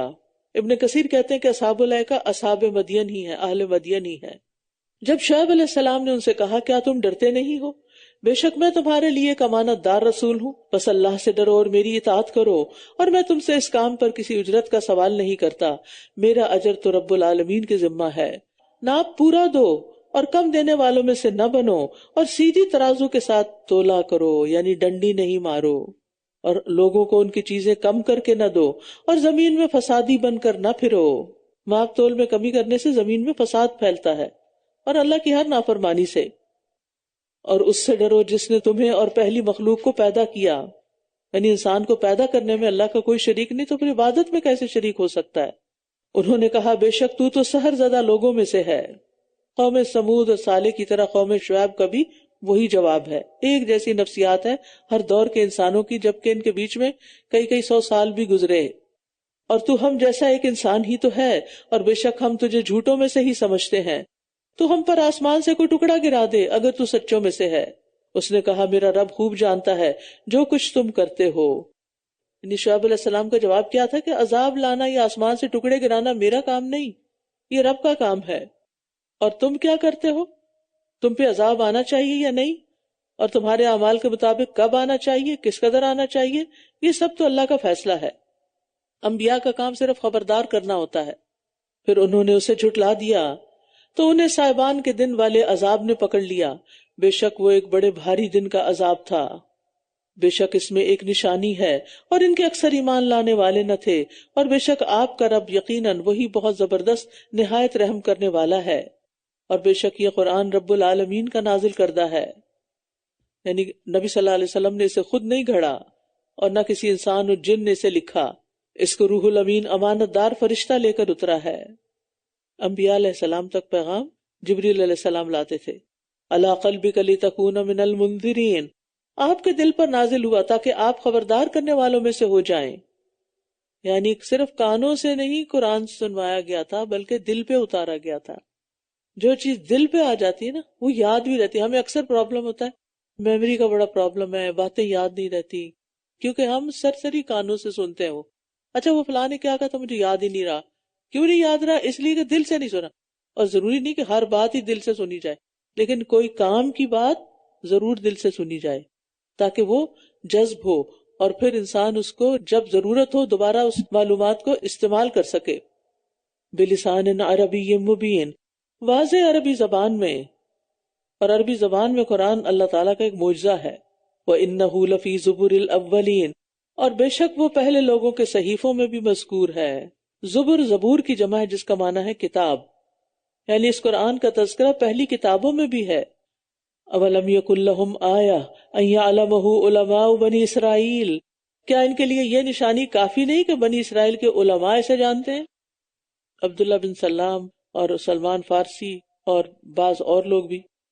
وَلَوْ نَزَّلْنَاهُ عَلَى بَعْضِ الْأَعْجَمِينَ، اور اگر ہم اس کو اجمیوں میں سے کسی پر نازل کر دیتے، یعنی اگر قرآن کو آپ پر نازل کرنے کی بجائے کسی اجمی نان عرب پر نازل کرتے تو پھر کیا ہوتا؟ فَقَرَأَهُ عَلَيْهِمْ مَا كَانُوا بِهِ مُؤْمِنِينَ، پھر وہ اسے ان پر پڑھ کر سناتا تو بھی یہ اس پر ایمان لانے والے نہ ہوتے کیونکہ نہ ماننے کی ٹھان رکھی تھی. كَذَلِكَ سَلَكْنَاهُ فِي قُلُوبِ الْمُجْرِمِينَ، اسی طرح ہم نے اس بات کو مجرموں کے دلوں میں داخل کر دیا ہے. یہ اس پر ایمان نہیں لائیں گے جب تک یہ دردناک عذاب نہ دیکھ لیں. تو وہ عذاب ان پر اچانک آ جائے گا جبکہ یہ شعور بھی نہ رکھتے ہوں گے. بس یہ کہیں گے کیا ہمیں مہلت مل سکتی ہے؟ أَفَبِعَذَابِنَا يَسْتَعْجِلُونَ، کیا یہ ہمارے عذاب کے لیے جلدی مچا رہے ہیں؟ کیونکہ کبھی کہتے تھے آسمان سے پتھروں کی بارش برسا، کبھی کہتے تھے کہ آسمان سے کوئی ٹکڑا گرا، کبھی کہتے کہ اللہ تعالیٰ بھی آ جائے اور فرشتے بھی سامنے آئے ہمارے، اور کبھی کہتے کہ یہ قیامت کی گھڑی کب ہوگی. وَيَقُولُونَ مَتَىٰ هَٰذَا الْوَعْدُ إِن كُنتُمْ صَادِقِينَ ثُمَّ جَاءَهُم مَّا كَانُوا يُوعَدُونَ، پھر ان کے پاس وہ عذاب آ جائے جس کا یہ وعدہ دیے جاتے ہیں. مَا أَغْنَىٰ عَنْهُم مَّا كَانُوا يُمَتَّعُونَ، تو جو فائدہ یہ دیے جاتے رہے انہیں کچھ کام نہ آئے گا. اور ہم نے کسی بستی کو ہلاک نہیں کیا مگر اس کے لیے کئی ڈرانے والے تھے نصیحت کے طور پر، اور ہم ظالم نہ تھے اور اس وحی کو شیاطین لے کر نہیں اترا کرتے، اور نہ یہ ان کے لائق ہے اور نہ ہی یہ استطاعت رکھتے ہیں. بے شک یہ تو اس کے سننے سے بھی الگ کیے ہوئے ہیں. بس آپ اللہ کے ساتھ کوئی دوسرا معبود نہ پکاریں ورنہ آپ عذاب دیے جانے والوں میں سے ہو جائیں گے. یہ سورۃ الشعراء کی بہت ہی اہم آیت ہے. فَلَا تَدْعُ مَعَ اللَّهِ إِلَٰهًا آخَرَ فَتَكُونَ مِنَ الْمُعَذَّبِينَ، پس آپ اللہ کے ساتھ کوئی دوسرا معبود نہ پکاریں ورنہ آپ عذاب دیے جانے والوں میں سے ہو جائیں گے. وَأَنذِرْ عَشِيرَتَكَ الْأَقْرَبِينَ، اور اپنے قریبی رشتہ داروں کو خبردار کیجیے. اور مومنوں میں سے جو آپ کی پیروی کریں ان کے لیے اپنے بازو جھکا دیجیے. پھر اگر یہ آپ کی نافرمانی کریں تو کہہ دیجئے بے شک میں اس سے بری ذمہ ہوں جو تم کر رہے ہو، اور بہت زبردست نہایت رحم کرنے والے پر توکل کیجئے۔ توکل کا مطلب ہوتا ہے اپنا کام کسی کے سپرد کر دینا کہ آپ کے بہاف پہ وہ کرے، اور جس کے متعلق یقین ہو کہ وہ اس کے لیے کافی ہوگا، تو یہ بہترین طریقہ ہے۔ الذی یراک حین تقوم، وہ آپ کو دیکھتا ہے جس وقت آپ کھڑے ہوتے ہیں، وتقلبک فی الساجدین، اور سجدہ کرنے والوں میں بھی آپ کی نقل و حرکت کو دیکھتا ہے، بے شک وہ وہی خوب سننے والا خوب جاننے والا ہے۔ کیا میں تمہیں بتاؤں کہ شیاطین کس پہ اترتے ہیں؟ تنزل علی کل افاک اسیم، وہ ہر بہت جھوٹے سخت گناہگار پر اترتے ہیں۔ یلقون السمع واکثرهم کاذبون، وہ کانوں میں سنی سنائی باتیں لا ڈالتے ہیں اور ان کے اکثر جھوٹے ہوتے ہیں، یعنی 100 باتوں میں سے 99 جھوٹ ملا لیتے ہیں۔ والشعراء یتبعهم الغاوون، اور شعراء ان کی پیروی تو بہکے ہوئے لوگ ہی کرتے ہیں۔ یعنی شاعری ایک بہت بڑا ٹول ہوتا ہے برائی اور بے حیائی پھیلانے کا، کیونکہ دلوں پر جلد اثر کر جاتا ہے نا۔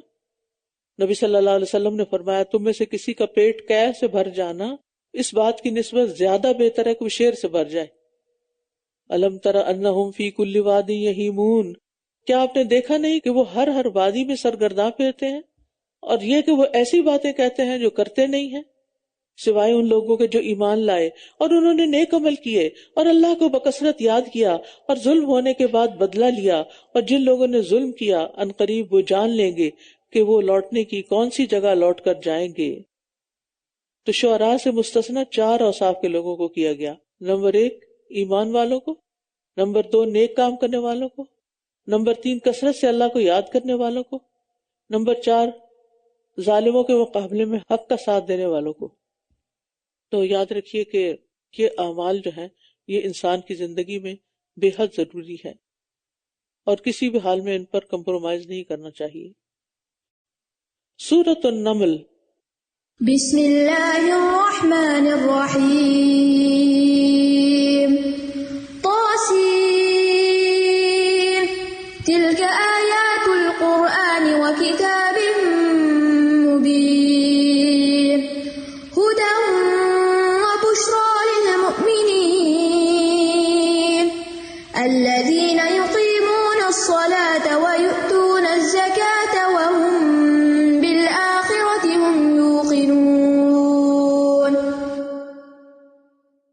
بسم اللہ الرحمن الرحیم، طاسین، تلک آیات القرآن و کتاب مبین۔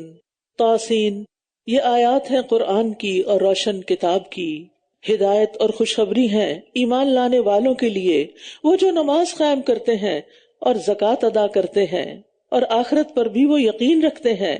بے شک جو لوگ آخرت پر ایمان نہیں لاتے ہم نے ان کے اعمال ان کے لیے خوشنما بنا دیے ہیں، لہٰذا وہ بھٹکتے پھرتے ہیں۔ یہی وہ لوگ ہیں جن کے لیے برا عذاب ہے، اور آخرت میں وہی سب سے زیادہ خسارہ پانے والے ہیں۔ یعنی دنیا میں بھی بے سکونی کا عذاب ہے، اور آخرت میں تو سب سے زیادہ خسارہ، اخسر۔ دنیا میں خاسر اور وہاں اخسر، کیونکہ وہ خسارہ، وہ نقصان کبھی ختم نہیں ہوگا۔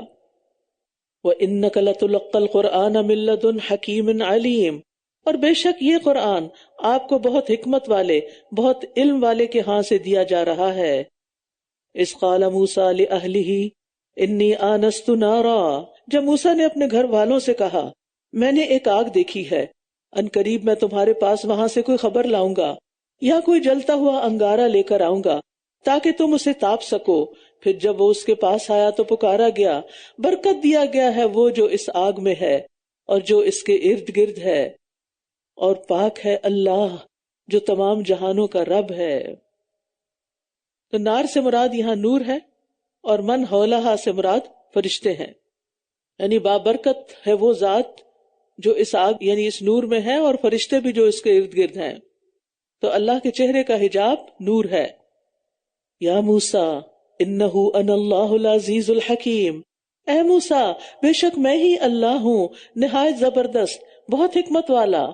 اللہ تعالیٰ نے اپنا تعارف کراتے ہوئے ان 2 صفات کا ذکر کیا، ایک العزیز اور ایک الحکیم، کیونکہ موسیٰ علیہ السلام کو جو ذمہ داری دی جانے والی تھی اس کے لیے انہیں اطمینان دلانا ضروری تھا کہ فرعون کو دعوت دیتے وقت اس سے مروب ہونے کی ضرورت نہیں، آپ کو وہ اللہ بھیج رہا ہے جو سب پر غالب ہے، وہ فرعون پر بھی غالب ہے، اس لیے فرعون سے نہیں ڈرنا، اور وہ بہت حکمت والا ہے، وہ ایک خاص مقصد سے تمہیں بھیج رہا ہے۔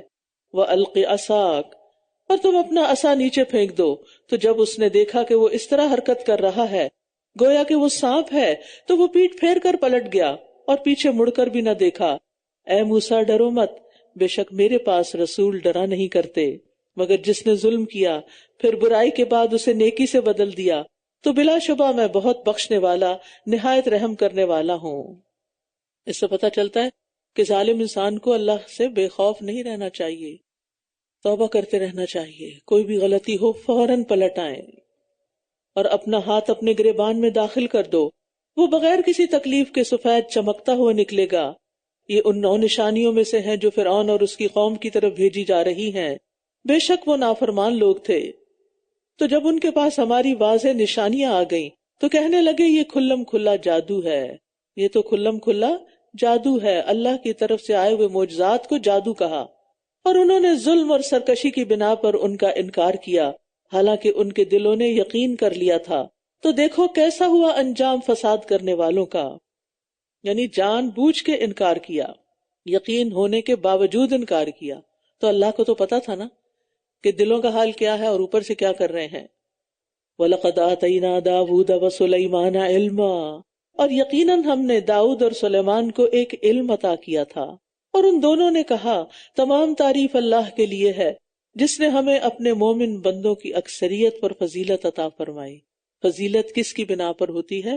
علم کی بنا پر، اور علم یہاں نکرہ ہے، یعنی دنیا کا علم بھی اور دین کا علم بھی سب شامل ہو جاتے ہیں، یعنی پڑھے لکھے اور ان پڑھ برابر نہیں ہوتے۔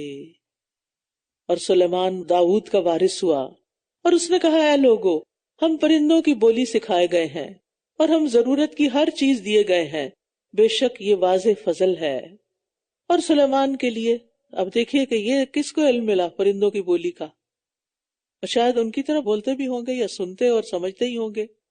اور ہم ضرورت کی ہر چیز دیے گئے، یعنی بے شمار وسائل ریسورسز ہیں ہمارے پاس، بے شک یہ واضح فضل ہے۔ سبحان اللہ، جو کچھ ان کو ملا اس کو اللہ کا فضل قرار دے رہے ہیں۔ ہمیں جب نعمتیں ملتی ہیں تو ہم کیا کرتے ہیں؟ ہم ان کو اپنی قابلیت سمجھنے لگ جاتے ہیں۔ وَحُشِرَ لِسُلَيْمَانَ جُنُودُهُ مِنَ الْجِنِّ وَالْإِنسِ وَالطَّيْرِ فَهُمْ يُوزَعُونَ، اور سلیمان کے لیے اس کے لشکر اکٹھے کیے گئے جو جنوں اور انسانوں اور پرندوں میں سے تھے، پھر وہ گروہوں میں تقسیم کیے جاتے تھے، سب کو ڈسپلن میں رکھا ہوا تھا، آرگنائز طریقے سے۔ کہا جاتا ہے کہ جنوں کا گروہ الگ تھا، انسانوں کا الگ تھا، پرندوں کا الگ تھا، اور دیگر مخلوق کا الگ، اور پھر ان کی فوجی ترتیب کے مطابق تقسیم کی جاتی، مثلا 10 آدمیوں پر ایک امیر، پھر 100 آدمیوں پر، پھر 1000 پر، اور اس طرح ایسی تقسیم تھی کہ سب کنٹرول میں تھے۔ یہاں تک کہ جب وہ چیونٹیوں کی وادی میں آئے تو ایک چیونٹی کہنے لگی اے چیونٹیوں، اپنے گھروں میں داخل ہو جاؤ، کہیں سلیمان اور اس کے لشکر تمہیں کچل نہ ڈالیں اور وہ شعور بھی نہ رکھتے ہوں، انہیں پتہ ہی نہ چلے۔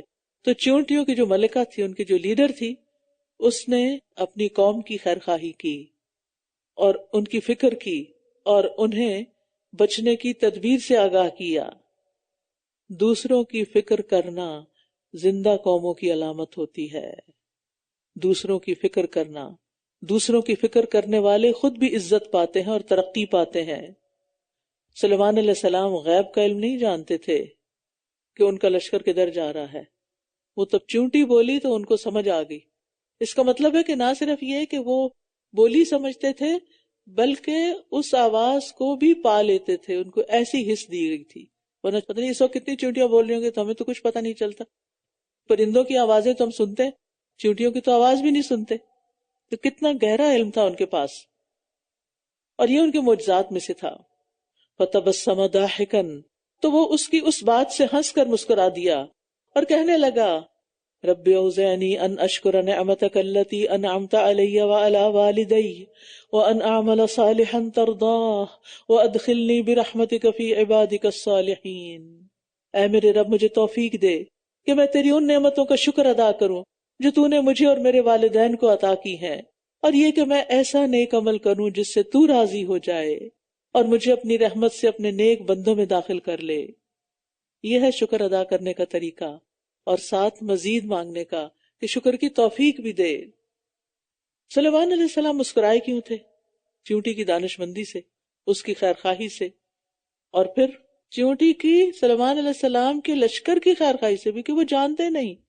کتنا پازیٹیو تھنکنگ ہے کہ ان کو نہیں پتا، تم اپنا سنبھالا خود کر لو، وہ جان بوجھ کے ایسا نہیں کر رہے۔ تو ان ساری باتوں پر سلیمان علیہ السلام مسکرائے اور پھر دعا بھی کی۔ یاد رکھیے مسکرانا بھی صدقہ ہے۔ نبی صلی اللہ علیہ وسلم کا ہنسنا اکثر مسکراہٹ ہی ہوتا تھا۔ عبداللہ بن حارث کہتے ہیں میں نے کسی کو رسول اللہ صلی اللہ علیہ وسلم سے زیادہ مسکراتے ہوئے نہیں دیکھا۔ آپ نے کبھی کہکا نہیں لگایا تھا، تو ہمیں بھی کہکوں سے اجتناب کرنا چاہیے۔ بہت کہکے دلوں کو مردہ کر دیتے ہیں۔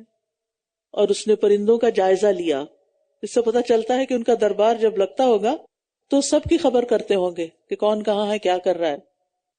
اور اس نے پرندوں کا جائزہ لیا تو کہنے لگا کیا ہے مجھے کہ میں ہدہد کو نہیں دیکھ رہا، یا وہ غائب ہونے والوں میں سے آج حاضر ہی نہیں ہوئی۔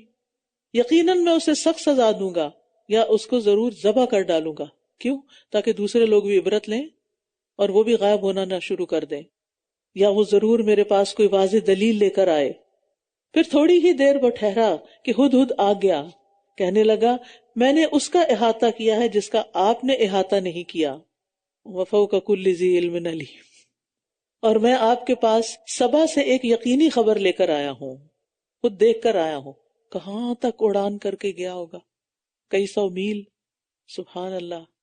اس سے پتہ چلتا ہے کہ بعض اوقات کم درجے والے کو بھی ایسی بات معلوم ہو سکتی ہے جو بڑے بزرگ کو نہیں معلوم۔ تو اس لیے اگر ہمارے بچے یا ہم سے چھوٹے لوگ یا ہمارے شاگرد ہمیں کوئی بات سنائیں، بتائیں، ایڈ کریں، کریکٹ کریں، تو اس کو توجہ سے سننا چاہیے، اور اگر وہ صحیح ہو تو لینے میں کوئی آر نہیں ہونی چاہیے۔ بے شک میں نے ایک عورت کو پایا جو ان پر حکمرانی کرتی ہے، اور وہ ضرورت کی ہر چیز دی گئی ہے، اور اس کا تخت بھی بہت بڑا ہے۔ یعنی ہدہد کے لیے یہ بڑی تعجب کی بات تھی کہ عورت حکمران ہے۔ میں نے اسے اور اس کی قوم کو اس حال میں پایا کہ وہ اللہ کو چھوڑ کر سورج کو سجدہ کرتے ہیں، اور شیطان نے ان کے اعمال ان کے لیے خوشنما بنا دیے ہیں، بس انہیں سیدھے راستے سے روک دیا ہے، لہٰذا وہ راہ نہیں پاتے۔ اللہ اکبر۔ یعنی وہ پوری طرح قوم ساری ترقیوں کے باوجود شیطان کے جال میں پھنسی ہوئی ہے۔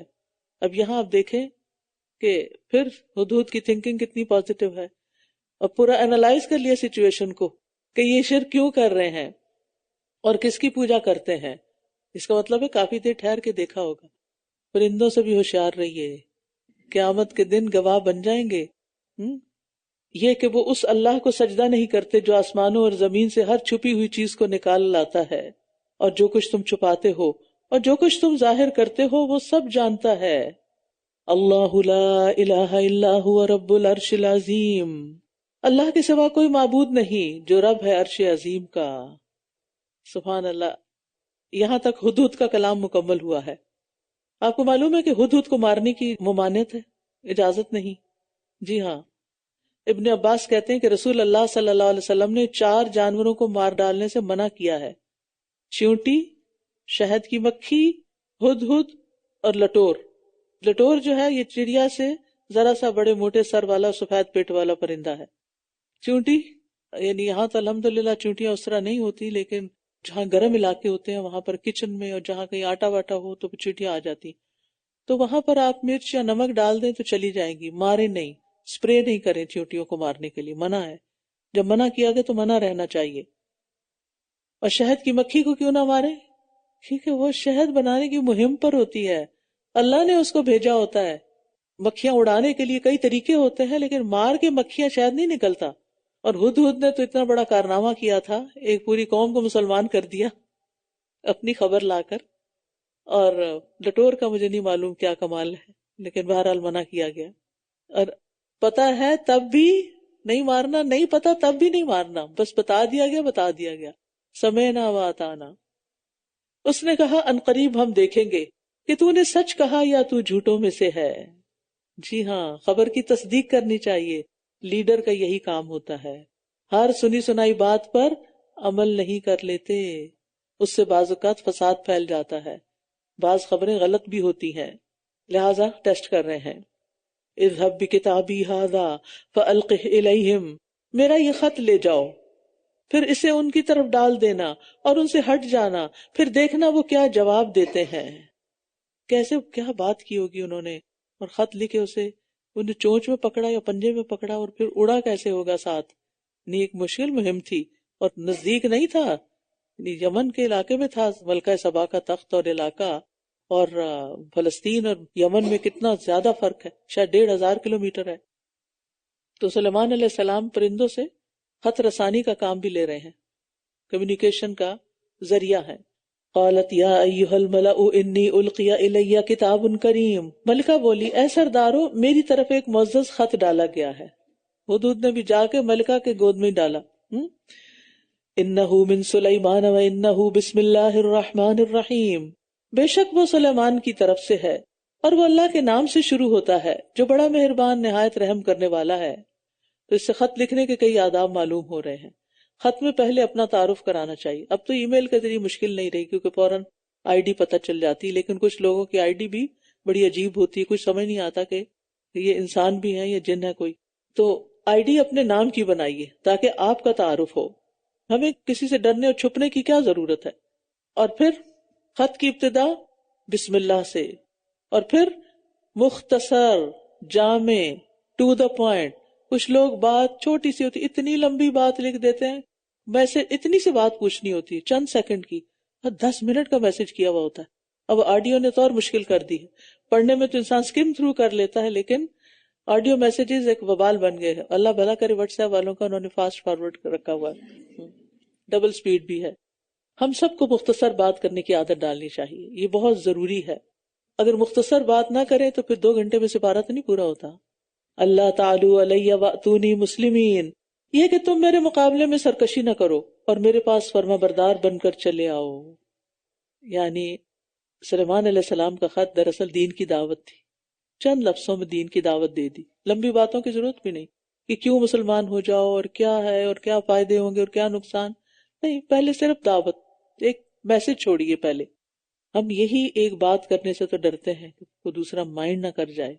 نبی صلی اللہ علیہ وسلم نے بھی خطوط کے ذریعے اسلام کی دعوت دی ہے. قالت یا ایھا الملأ افتونی فی امری، وہ کہنے لگی اے سردارو میرے اس معاملے میں مجھے مشورہ دو. اچھے لیڈر کی علامت ہوتی ہے کہ وہ مشورے سے چلتا ہے، تمام معاملے سے متعلق کنسرن لوگوں کو ساتھ لے کے چلتا ہے. میں کسی معاملے کا حتمی فیصلہ نہیں کرتی جب تک تم میرے پاس موجود نہ ہو. یہ اس کی سمجھداری اور دانش مندی تھی. اور یاد رکھیے مشورے کے بغیر کوئی حکومت، کوئی آرگنائزیشن کامیاب نہیں ہو سکتی. انہوں نے کہا ہم بڑی قوت والے اور سخت جنگجو ہیں اور فیصلے کا اختیار آپ کو ہے، تو دیکھ لیں آپ کیا حکم دیتی ہیں. کتنے اچھے درباری تھے، کتنے اچھے اس کے مددگار تھے کہ اپنی رائے بھی دے دی. ہم قوت والے ہیں، سخت جنگجو ہیں، اگر آپ لڑنے کو کہیں گے ہم لڑیں گے، لیکن فیصلے کا اختیار آپ کو ہے. آپ دیکھ لیں آپ ہمیں کیا حکم دیتی ہیں. اور ہونا بھی یہی چاہیے. مشورہ دینے والوں کو، لیڈر کو کنٹرول کرنے کی کوشش نہیں کرنی چاہیے. آپ اگر ہماری نہیں مانیں گے تو پھر خیر نہیں آپ کی. مشورہ لیا ہی کیوں تھا اگر ماننا نہیں تھا تو. اس سے پتہ چلتا ہے کہ ان کی حکومت کتنی اچھے طریقے پہ، یعنی اس کی آرگنائزیشن اور اس کا ڈسپلن اور سب طور طریقے اور ویسے ادروائز کتنے اچھے تھے، بس شرک کی مصیبت میں مبتلا تھی. قالت ان الملوک اذا دخلوا قریۃ افسدوها، ایک اور دانش مندی کی بات. وہ کہنے لگی بے شک بادشاہ جب کسی بستی میں داخل ہوتے ہیں تو وہ اسے اجاڑ دیتے ہیں اور اس کے باعزت لوگوں کو ذلیل کر دیتے ہیں. یعنی بادشاہوں کو بھی غلام بنا لیتے ہیں، اور یہ بھی اسی طرح کریں گے. وہ اپنے خوف اور اپنا کنسرن شو کر رہی تھی. یعنی اس سے پتہ چلتا ہے کہ وہ اپنے سرداروں سے بھی زیادہ سمجھدار تھی، کیونکہ ان سرداروں نے تو جنگ کرنے کی رائے دی تھی، لیکن ان کو تو پھر سمجھ آ گئی کہ یہ طریقہ درست نہیں. وَإِنِّي مُرْسِلَةٌ إِلَيْهِمْ بِهَدِيَّةٍ فَنَاظِرَةٌ بِمَا يَرْجِعُ الْمُرْسَلُونَ. کام کرنے کا طریقہ آتا تھا اس خاتون کو، اور میں ان کی طرف ایک ہدیہ بھیجنے والی ہوں، پھر دیکھتی ہوں کہ قاصد کس جواب کے ساتھ لوٹتے ہیں. جس سے پتہ چلتا ہے کہ ایک نہیں کئی ایمبیسیڈرز بھیجے. اور یہ خاتون اپنے شرک کی حالت میں اور پھر بعد میں اسلام لا کر اسلام کی حالت دونوں میں بہت عقل مند تھی. تو اس سے پتہ چلتا ہے کہ خواتین میں عقل مند بھی بہت ہوتی ہیں. یعنی کہ صرف یہ کہنا کہ عورتیں جو ہیں ان کی عقل ماری ہوئی ہے، ایسی بات نہیں. اور عورتوں کو ہر وقت ایسے رویے بھی اختیار نہیں کرنے چاہیے، مجھے نہیں پتا، مجھے نہیں سمجھ، میں نہیں جانتی، ہر وقت اپنی کمزوری ظاہر کرنا. اللہ نے کوئی ایسا کمزور تو نہیں پیدا کیا. ٹھیک ہے فزیکلی ہم کچھ ویک ہیں، لیکن اللہ نے بہت اسٹرینتھ بھی دی ہیں ہمیں. اور یہ سب سے بڑی اسٹرینتھ ہے کہ کسی کو حکمت ملے. جس کو حکمت ملی اس کو خیر کثیر مل گئی. تو اس نے آزمانے کے لیے تحفہ بھیجا کہ وہ ہمارے مال کو قبول کرتے ہیں یا نہیں. اگر قبول کر لیا تو سمجھو کہ بادشاہ ہیں، ورنہ کچھ اور معاملہ ہے. جب وہ سلیمان کے پاس پہنچے تو کہا کیا تم مجھے مال کے ساتھ مدد دینا چاہتے ہو؟ تو اللہ نے جو مجھے عطا کیا ہے وہ اس سے کہیں بہتر ہے جو اس نے تمہیں عطا کیا ہے، بلکہ تم خود ہی اپنے ہدیے پر خوش ہوتے ہو. یعنی یہ تمہارا ہی کام ہے کہ اس قسم کے تحفوں سے خوش ہو جاتے ہو. مجھے تو تحفہ چاہیے تمہارے ایمان کا. اگر وہ نہیں مانتے تو پھر لڑنے کو تیار ہو جاؤ.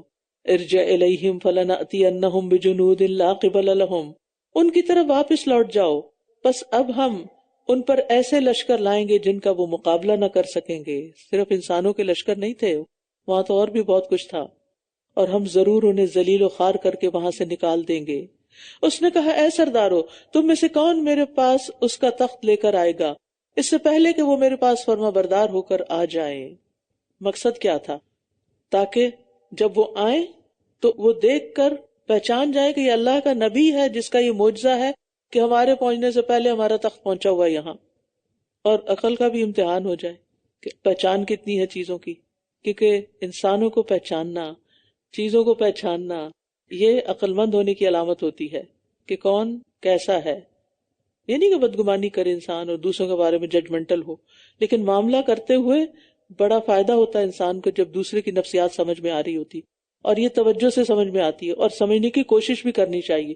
جتنا زیادہ آپ دوسرے کو اچھی طرح سمجھیں گے اتنی ہی مس انڈرسٹینڈنگز کم ہوگی اور وقت کم ضائع ہوگا اور زندگی بڑی آسان ہو جائے گی. لیکن ہم دوسروں میں دلچسپی نہیں لیتے، بس ذرا سی حرکت کسی کی دیکھی اور اس سے بدگمان ہو گیا اور پھر اس سے کنارہ کش ہو گیا اور کولڈ رویہ اختیار کر لیا. حالانکہ اسی بندے کے اندر بے پناہ خیر بھی ہوتی ہے. اللہ کے بندو اس کی سٹرینث بھی پہچانو، کون ہے جو کمزوریوں سے پاک ہے، اور اس سے پھر ٹیم گرو کرتی ہے، پھر کام آسان ہوتے ہیں، قافلہ بڑا ہوتا ہے، زیادہ لوگ ساتھ چلتے ہیں. اور یہ حکمت اللہ سے مانگنی چاہیے. قال عفریت من الجن انا آتیک به قبل ان تقوم من مقامک وانی علیہ لقوی امین. جنوں میں سے ایک دیو نے کہا اس سے پہلے کہ آپ اپنی جگہ سے اٹھیں میں اسے آپ کے پاس لے آؤں گا، اور بے شک میں اس پر پوری قوت رکھنے والا بہت امانت دار ہوں. عفریت کہتے ہیں طاقتور اور شریر کو، یعنی بڑا طاقتور اور شریر جن جو آپ کی مجلس میں بیٹھا ہوا تھا. اس نے کہا قوت ہے اٹھا لاؤں گا، امانت دار ہوں، اس کے کسی ہیرے جواہرات کی چوری نہیں کروں گا. تو ہو سکتا ہے اس کی شہرت اچھی نہ ہو، اس لیے اس نے اپنی صفائی پہلے پیش کی.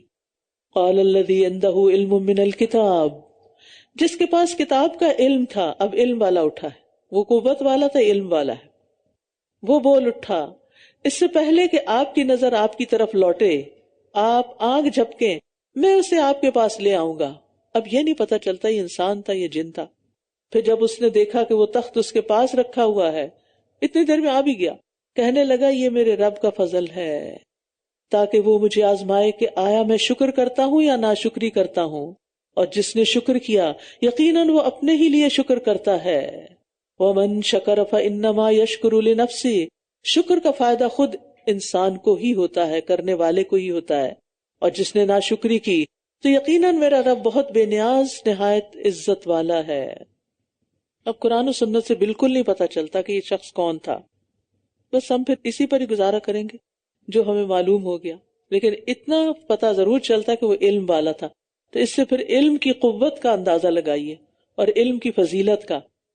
پتہ نہیں خواتین علم حاصل کرنے سے کیوں گھبراتی ہیں، اور جو ڈگریاں انہوں نے حاصل کی ہوتی ہیں وہ بھی بھلا چکی ہوتی ہیں. ان سے پوچھیں کسی کتاب کا بھی نام کہ جو کسی یونیورسٹی میں پڑھی تھی انہوں نے، وہ بھی یاد نہیں ہوگا. نہیں بس جب سے شادی ہوئی ہے تو ہم نے قلم کاغذ سنبھال کے رکھ دیے. نہیں، بچوں کو پڑھی لکھی ماں نظر آئے گی تو ان کے اندر بھی کچھ پڑھنے لکھنے کا شوق پیدا. چلے بھلے دنیا کا پڑھنے کا نہیں بھی شوق تو دین کا علم تو حاصل کریں. انشاءاللہ رمضان کے بعد نئے کورسز آفر ہو رہے ہیں، آپ ضرور کسی نہ کسی میں رجسٹر کرائیے اپنے اوقات کو دیکھتے ہوئے، تاکہ آپ علم کی دنیا سے جڑ جائیں. یہ جگہ اللہ نے دی ہے علم سیکھنے اور سکھانے والوں کے لیے، تو شکر ادا کریں. شکر کریں گے تو اور ملے گا، اور سیکھیں. اگر سیکھ بھی چکے ہیں تو مزید دیکھیں کہ ابھی تک کیا نہیں سیکھا، اس میں اپنے آپ کو انرول کر لیں. قال نکروا لها عرشها ننظر اتهتدي ام تكون من الذين لا يهتدون. اس نے کہا اس کا تخت اس کے لیے انجان بنا دو، تھوڑی سی چینجز کر دو اس میں، ہم دیکھتے ہیں کہ آیا وہ راہ پا لیتی ہے یا ان میں سے ہو جاتی ہے جو راہ نہیں پاتے. جب وہ ملکہ بلقیس آ گئی تو اس سے کہا گیا کیا تیرا تخت بھی اسی طرح کا ہے؟ وہ بولی گویا کہ یہ وہی ہے. سمجھدار خاتون تھی، پاس ہو گئی. اور ہم اس سے پہلے ہی علم دیے گئے تھے اور ہم تابع فرمان ہیں. یعنی ہمیں آپ کے بارے میں کچھ خبریں تو تھیں کہ آپ کی حکومت کیسی ہے اور آپ کے پاس کیسے کیسے لشکر ہیں اور کیا کیا چیزیں ہیں، تو ہم نے تو سرنڈر کر دیا، مسلمان ہو گئے. اور اسے اللہ کی طرف آنے سے انہوں نے روک رکھا تھا جن کی وہ اللہ کے سوا عبادت کرتی تھی، بے شک وہ ایک کافر قوم سے تھی. قیل لها ادخل الصرح، اس سے کہا گیا اس محل میں داخل ہو جاؤ. پھر جب اس نے اسے دیکھا تو اسے گہرا پانی سمجھا اور اپنی دونوں پنڈلیاں کھول دی. سلیمان نے کہا یہ تو شیشوں سے بنایا گیا چکنا فرش ہے. سبحان اللہ، کتنی ترقی تھی اس دور میں بھی کہ اتنا کرسٹل کلیئر فرش تھا کہ وہ پورے کا پورا پانی لگا، اس کے اندر شاید چمک بھی نہیں تھی، ورنہ یہ ہوتا ہے کہ شیشے کے اوپر ایک چمک سی آتی ہے تو انسان کو پتہ چل جاتا، اور پانی میں بھی چمک ہوتی. وہ کہنے لگی اے میرے رب، سمجھدار تھی، فوراً رب کی طرف رجوع کیا. بے شک میں نے اپنی جان پر ظلم کیا، انی ظلمت نفسی واسلمت مع سلیمان للہ رب العالمین، اور اب میں سلیمان کے ساتھ اللہ رب العالمین کے لیے فرما بردار ہو گئی ہوں. بس اتنی سی بات ہے، حق سامنے آئے اور انسان قبول کر لے. اور بے شک ہم نے سمود کی طرف ان کے بھائی صالح کو بھیجا کہ ایک اللہ کی عبادت کرو، تو یکا وہ دو فریق بن کر جھگڑنے لگے، ایک مومنوں کا اور ایک غیر مومنوں کا. اس نے کہا اے میری قوم، کیوں تم بھلائی سے پہلے برائی کو مانگتے ہو؟ تم اللہ سے بخشش کیوں نہیں مانگتے تاکہ تم پر رحم کیا جائے؟ تو اس سے پتہ چلتا ہے استغفار اللہ کی رحمت کو کھینچ لاتا ہے. قالوا اطیرنا بک وبمن معک، انہوں نے کہا ہم تجھ سے اور تیرے ساتھیوں سے برا شگون لیتے ہیں. کہا تمہاری بدشگونی اللہ کے پاس ہے، بلکہ تم ایسے لوگ ہو جو آزمائے جا رہے ہو. اور اس شہر میں 9 سردار تھے جو سرزمین میں فساد کرتے تھے اور اصلاح نہیں کرتے تھے. یہ لیڈرز مفسد تھے. انہوں نے کہا آپس میں اللہ کی قسمیں کھاؤ کہ ہم ضرور اس پر اور اس کے گھر والوں پر رات کو حملہ کریں گے، پھر ہم اس کے سرپرست سے کہہ دیں گے کہ ہم اس کے خاندان کی ہلاکت کے وقت موجود نہ تھے، اور بے شک ہم بالکل سچے ہیں. وَمَكَرُوا مَكْرًا وَمَكَرْنَا مَكْرًا وَهُمْ لَا يَشْعُرُونَ، اور انہوں نے ایک چال چلی اور ہم نے بھی ایک خفیہ تدبیر کی اور وہ شعور بھی نہ رکھتے تھے.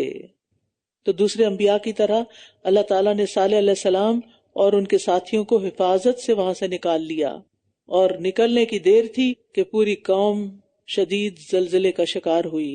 فَأَخَذَتْهُمُ الرَّجْفَةُ، اور اس زلزلے کے ساتھ خوفناک چیخ بھی تھی. فَأَخَذَ الَّذِينَ ظَلَمُوا الصَّيْحَةُ فَانظُرْ كَيْفَ كَانَ عَاقِبَةُ مَكْرِهِمْ اَنَّا دَمَّرْنَاهُمْ وَقَوْمَهُمْ أَجْمَعِينَ. بس دیکھیے ان کی چال کا انجام کیسا ہوا کہ ہم نے انہیں اور ان کی ساری قوم کو تباہ کر دیا. فَتِلْكَ بُيُوتُهُمْ خَاوِيَةٌ، تو ان کے ظلم کرنے کی وجہ سے ان کے یہ گھر گرے پڑے ہیں.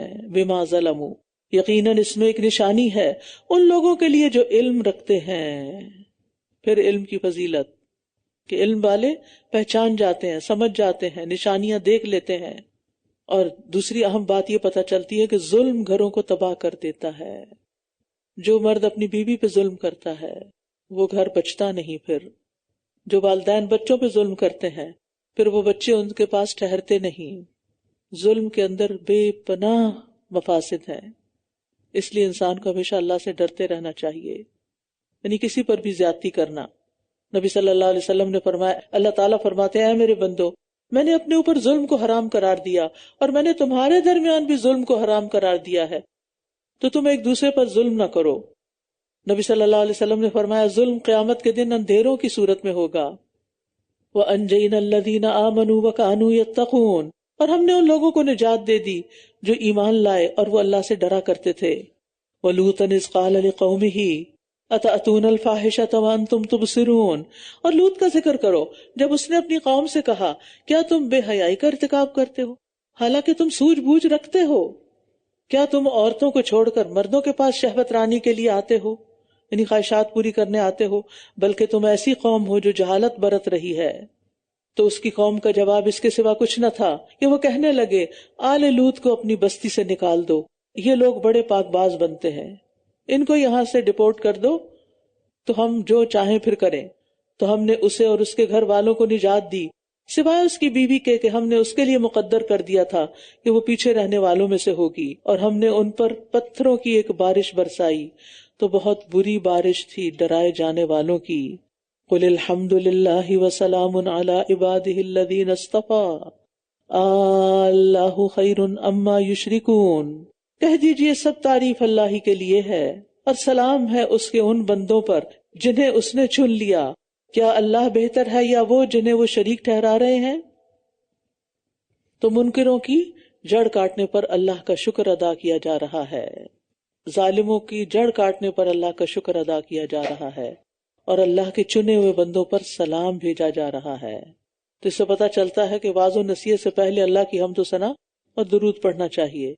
وآخر دعوانا ان الحمد للہ رب العالمین، سبحانک اللہم وبحمدک، اشہد ان لا الہ الا انت، استغفرک واتوب الیک۔ السلام علیکم ورحمۃ اللہ وبرکاتہ۔